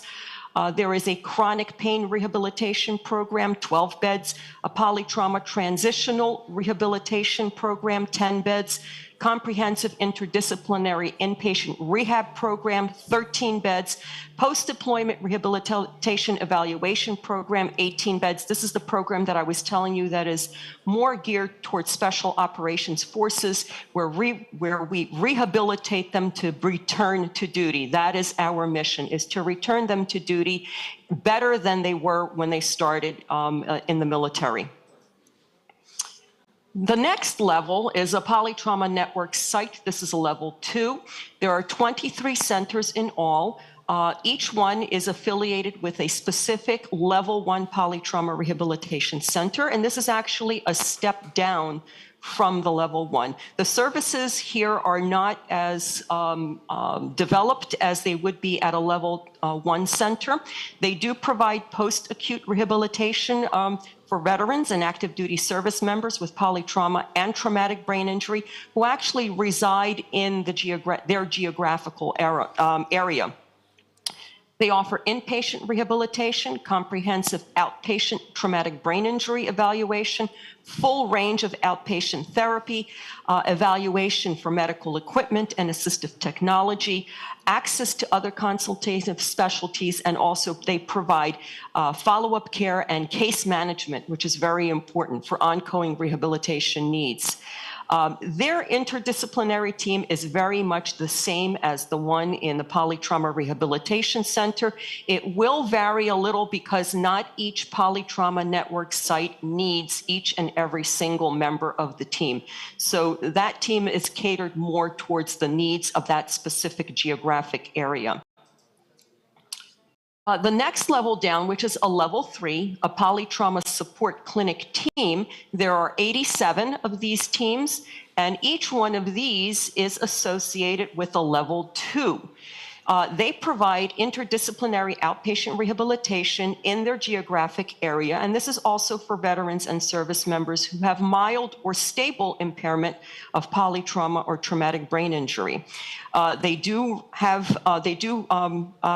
provide comprehensive TBI evaluation, therapy services, and management of stable rehabilitation plans that are referred to from either a level 1 PRC or from a level 2 PNS. We also coordinate access to VA and non-VA services, and they also have case management for ongoing rehabilitative care. The interdisciplinary team at a level 3, again, is going to be far less than what you would get at a level 1. And these teams may include physiatrists, social work case managers, nurse case managers, physical therapists, occupational therapists, nursing, speech and language pathologists, and psychology for rehabilitation, and consultative services as needed for that particular area. The fourth level are basically just points of contact. Every single VA facility, and there are 1,298 VA facilities throughout the United States, every single one of these facilities has a point of contact for polytrauma and traumatic brain injury. Of the 1,298 facilities, 171 are actually VA medical centers. The rest, 1,113, are clinics, and they serve 9 million veterans in the United States. These points of contacts ensure that patients with polytrauma and TBI are referred to the appropriate facility and or program for the level of rehabilitative care that is required. They do have a very limited range of rehabilitation services. Так що я тепер перейду на українську мову. Але прошу, пані Христино, якщо Відрізнятися. So I will switch to English, but only 3 minutes. No more. Okay, and I can speak for 3 more minutes. So let me also tell you that here in the US, I've been talking to the veterans and to the ministries about Ukraine, about my visit to Ukraine, about your visit to our place. And, you know, I wanted to explain Americans what Ukraine is about, to compare its size. You know, Ukraine is about the size of the state of Texas. And I just wanted to show you what kind of hospitals for veterans we have in Texas, for you to have the general picture. So the population of Texas is about 32 million. In Ukraine, it is 37 million. Texas has 2.2 million veterans. The situation in Ukraine is a little bit different, as you know, because war is in your territory, and you've got not only military injuries, but injuries of civilians. So you need to build a system that will be wider to include everyone into the system and to solve the problems of everyone. In Texas, they have only one first level center, which is PRC. They have 3 level 2 PNS centers marked by yellow, and they've got only one threat level center, PSCT, but that's because in the nearby states they have more level 3 centers, and they can really be helpful for veterans from Texas. And as far as level 4 is concerned, there are only 4 those contact points of contact. So you can take this as an example when you develop your system of rehabilitation centers. I can tell you that our center in Tamp is ready to further cooperate, and let me tell about my personal remarks. I have seen that Ukraine doesn't have optometricians, and multisensory disorders are widespread. Multisensory, it's about language, speech, hearing, eyesight. So here in the US, we have got this multisensory team, and we cooperate all together. We deal with speech, vision, hearing, and movement coordination. And we are ready to have a team from you to be trained with our equipment, with our devices here.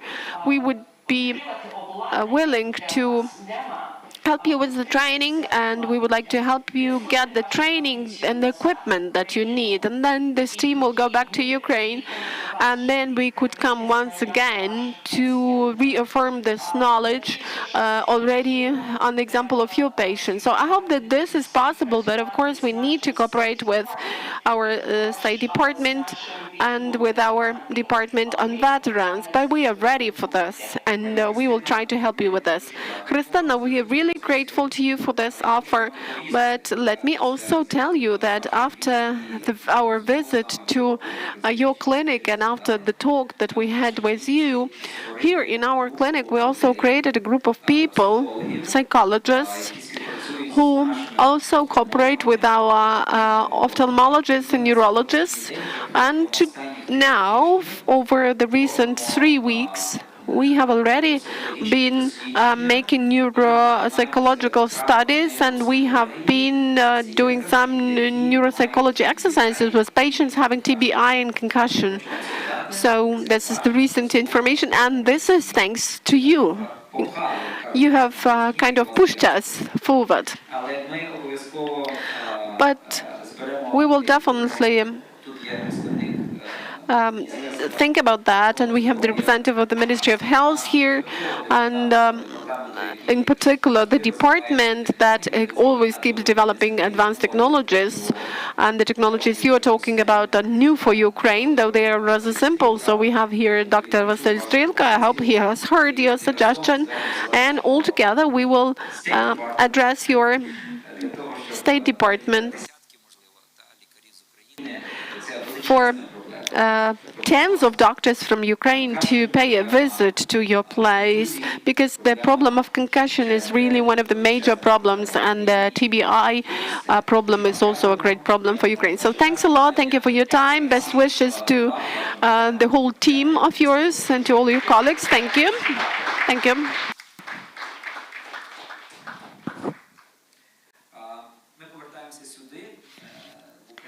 We come back here to Ukraine, and here we have a very important person for us. This is Mr. Tom Teig, who is the president of the humanitarian organization Direct Relief.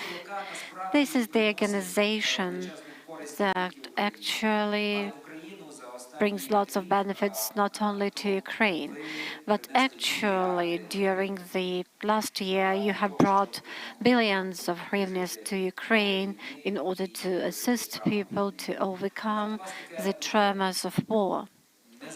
And I have Probably usual question to you.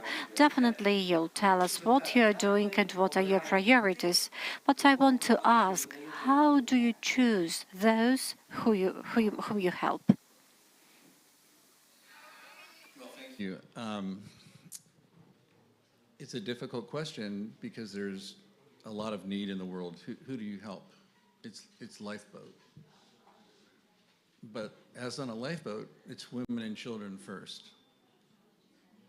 And I think for Ukraine, it was a very easy decision to, it's deeply compelling, it's horribly unjust, the aggression.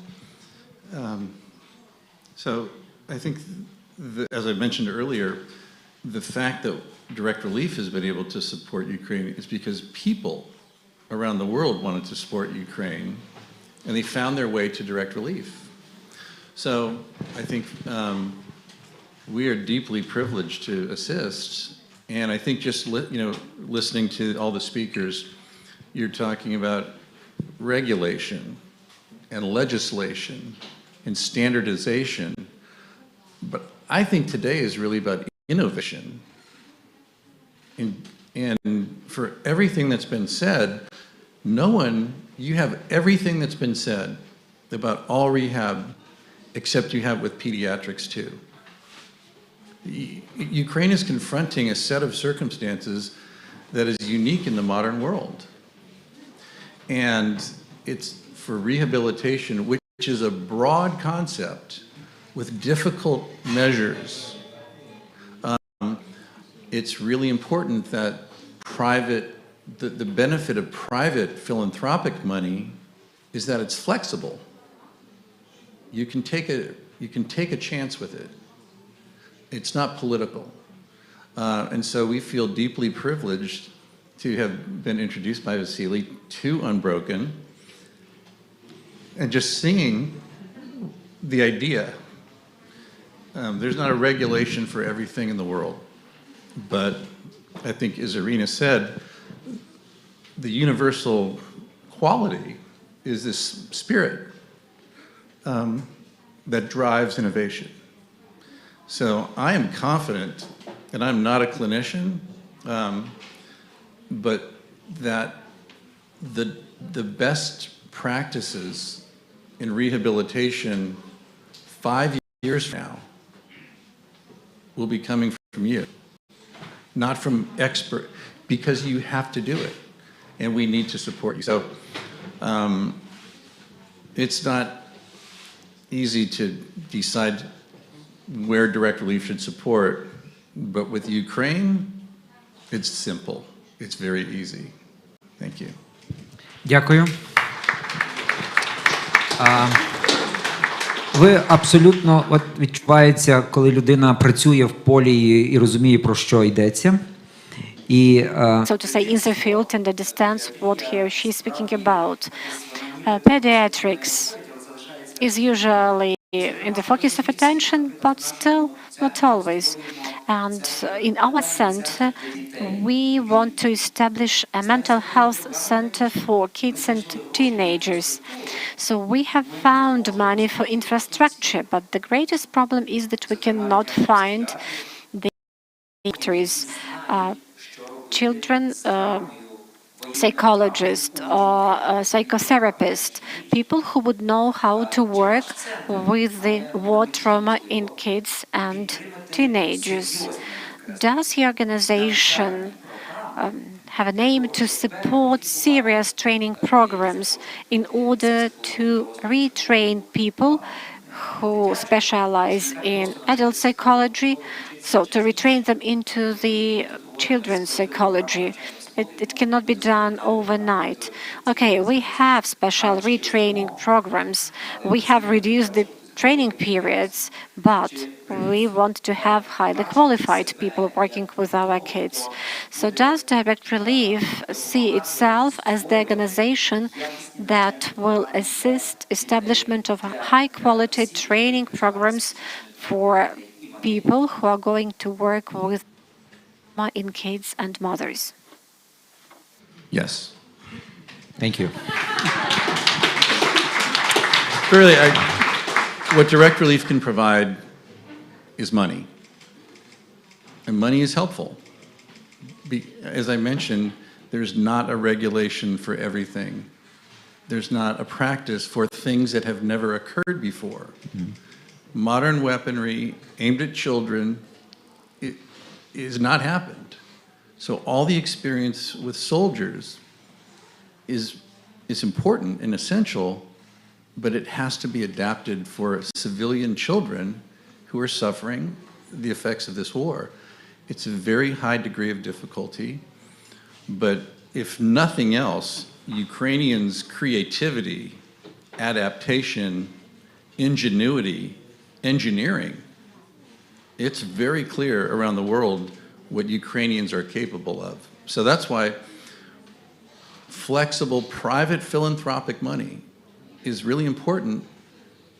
You're trying to fight a war, and so it's a good role for the private philanthropic money to come in and put resources behind the idea, even if the plan isn't perfect. Absolutely. Thank you, thank you. And ми сьогодні маємо тут міністерство. And we have here representatives from the ministry.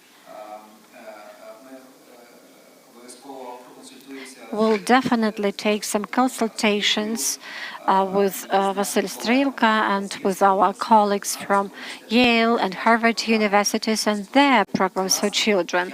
So probably we can establish high-quality training programs for potential children's psychologists and psychotherapists who would specialize in war trauma. And coordination on the part of ministry is important here. So thank you very much for having these intentions.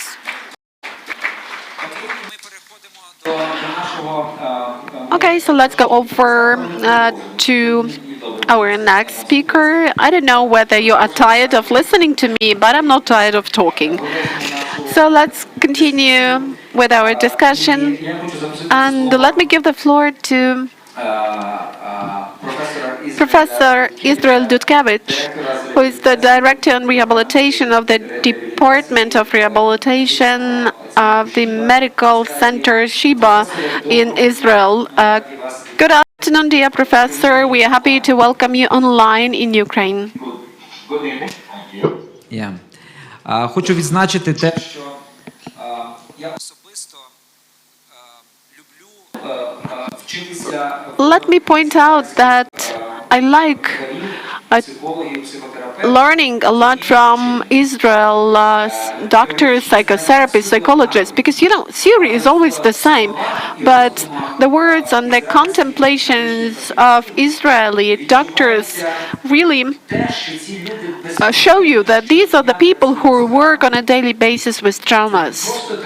This is not just theoretical storytelling or a theoretical retelling of the idea. That is practical conceivement, practical realization. So let me ask you a pragmatic question.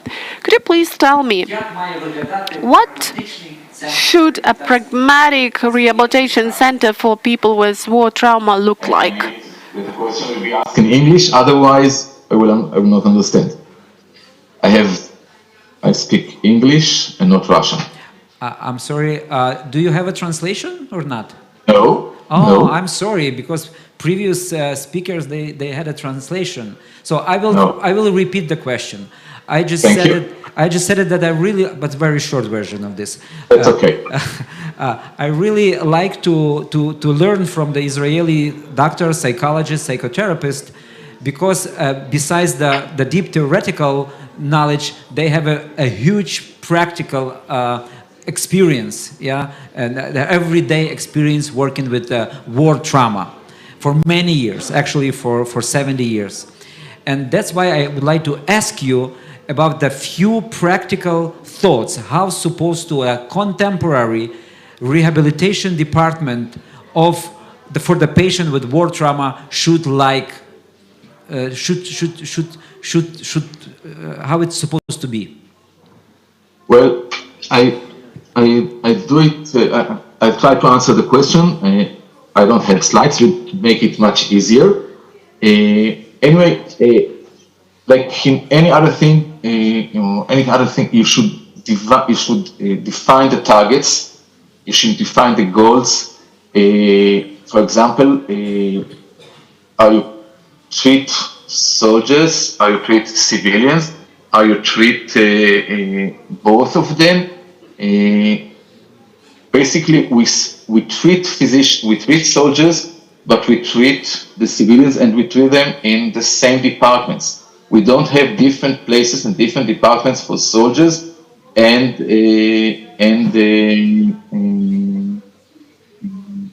soldiers and civilians. That's one thing. It's changed the system, but we think it's in a way it makes it more efficient.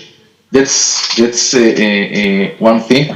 The other thing is that we should remember, and it doesn't matter if it's soldiers, civilian, others.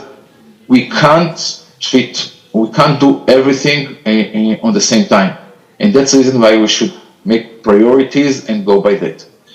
The other thing, which is very important from any point of rehabilitation, and it doesn't matter if it's the prosthetic view, if it's the psychology view or other thing, it's the multidiscipline team working, which include all of them, and it's the basic of every department, every rehabilitation place in Israel. We're working together. You can't work alone because otherwise it's not a rehabilitation. It's just, some one-to-one an appointment, and it's not the same. The other thing is that, especially after being in Lviv, I think twice or 3 times, which is a very critical point, is the personnel. We should remember that it takes time to educate or to build personnel, or to build, it doesn't matter if it's a physiotherapist or psychologist, which have the experience. It's in a way easier if you have the people and you just make some adoption and change the way that they work. But at least in Israel, and I think that in many other places, you always don't have enough. And we should remember that it takes a long time to rebuild this kind of workers. It can take few years, and it doesn't take few weeks. So it's one thing. It's one other thing that we should remember when we plan to go to rehab, and it will take time, and that's the thing that we should have priorities. The other thing is that when speaking about trauma and war trauma,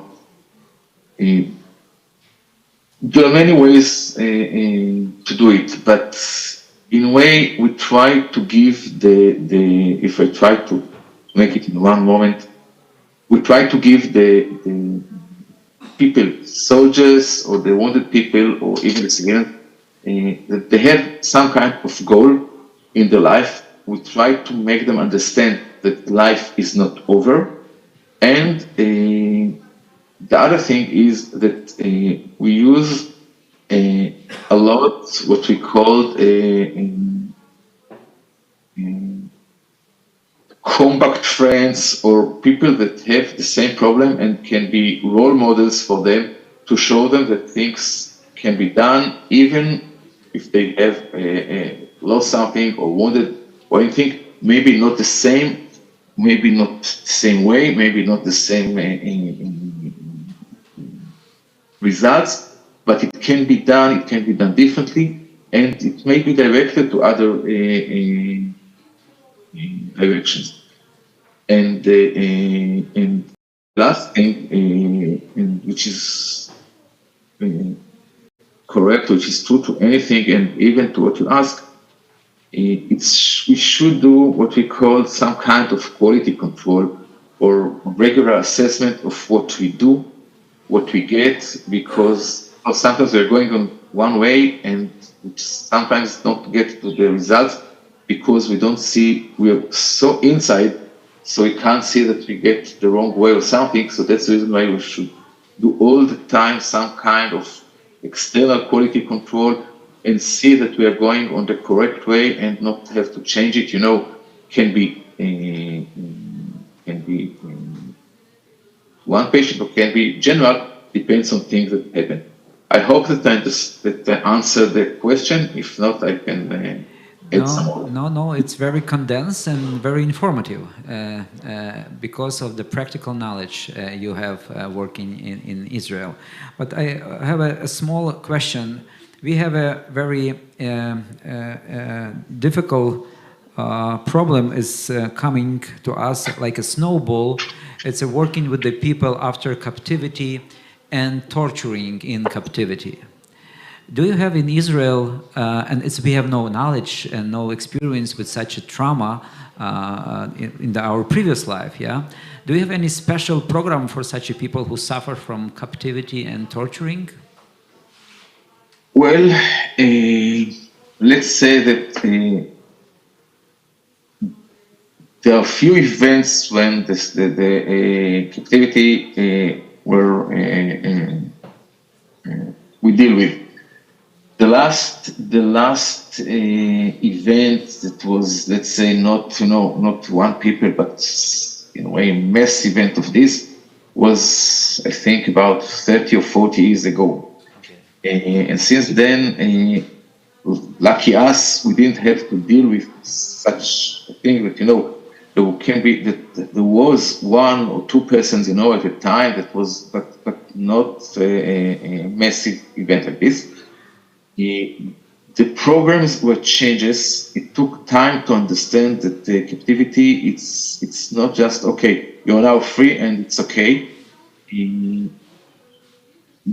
There are some kind of things in Israel. Fortunately, we don't have to deal with them a lot, but we try to learn it and to improve it. Okay, thank you, Doctor. Thank you, Professor, and thank you for time that your precious time that you are giving to us today. We really value it and appreciate it. My pleasure. Thank you. Справді, ця тема дуже зворушлива, тема тортур і тема The topic of captivity and torturing is really like a snowball that keeps coming to us. And all of you present here who are representing different cities and towns of Ukraine will definitely face this problem today, tomorrow, in a year or two. And we should all be ready for that. And you can see that Israel, which has been at war for 70 years, hasn't got this experience. This is going to be our experience. And I agree with Thomas that unfortunately we will have to teach others how to work with this. This is a new thing. We don't have any more time left, but I would still ask our panelists staying here just to give one sentence that comes to your mind after you have spent an hour and a half together with all of us in this real offline space and virtual space. To say what's coming to your mind, like in psychoanalysis, You're a psychiatrist, correct? Yes. I'm very nervous now. Direct Relief will allocate another $10 million for rehabilitation in Ukraine.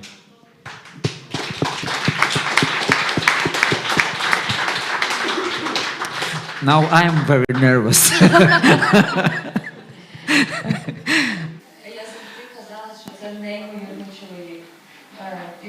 I've always been saying that you are an amazing guy, Thomas.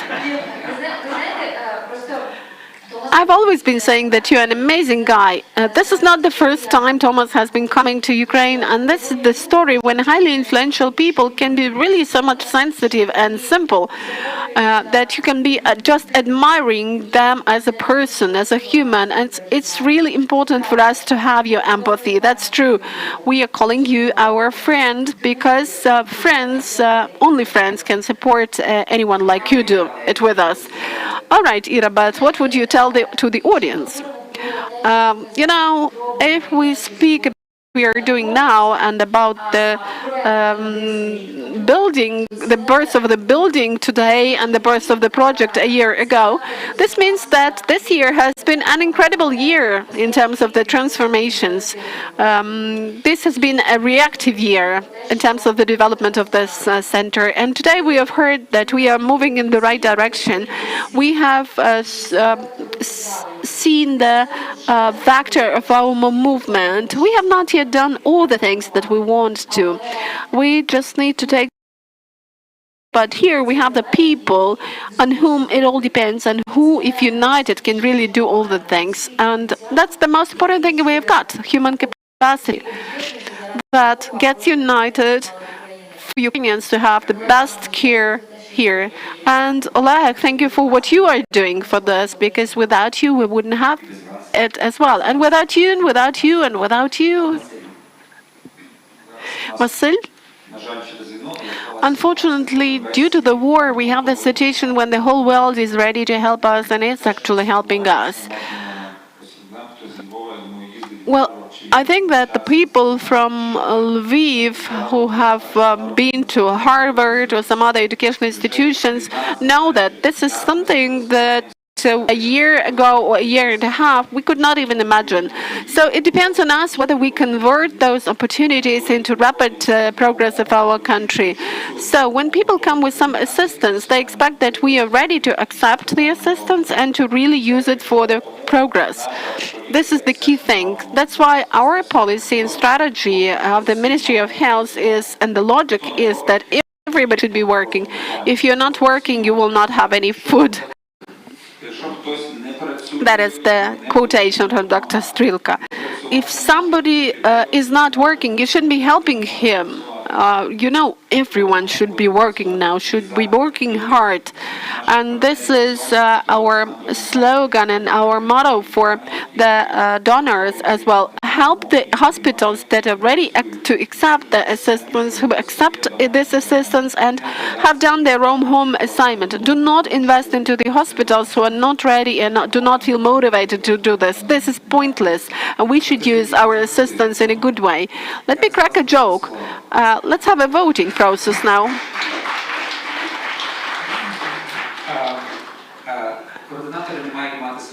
So the facilitators are not supposed to have their own points of view, but let me tell you in brief, I'm really impressed. I'm impressed about the sincere speeches I have heard and about your sincere listening and response. Thank you, and come to our forum tomorrow. Oleg, so I was supposed to say goodbye, but I have helped you. So thanks a lot for coming today. And now in the medical college where we had the rehabilitation conference and the lectures, we have the exhibition of medical equipment, and the amount of money invested into this is more than 200 million hryvnias. So go and have a look at this equipment today or tomorrow. Maybe your hospitals will need such equipment, and there are some representatives who can tell you more about this equipment. And tomorrow we will be waiting for you here at 9, and over an hour you will have a chance to have an excursion of the hospital and of the center. And today we have a full day of panel discussions together with several ministers, together with the multidisciplinary teams. And we will be talking about psychological rehabilitation, about treatment of trauma, about the state policy in rehabilitation, about the multidisciplinary approach.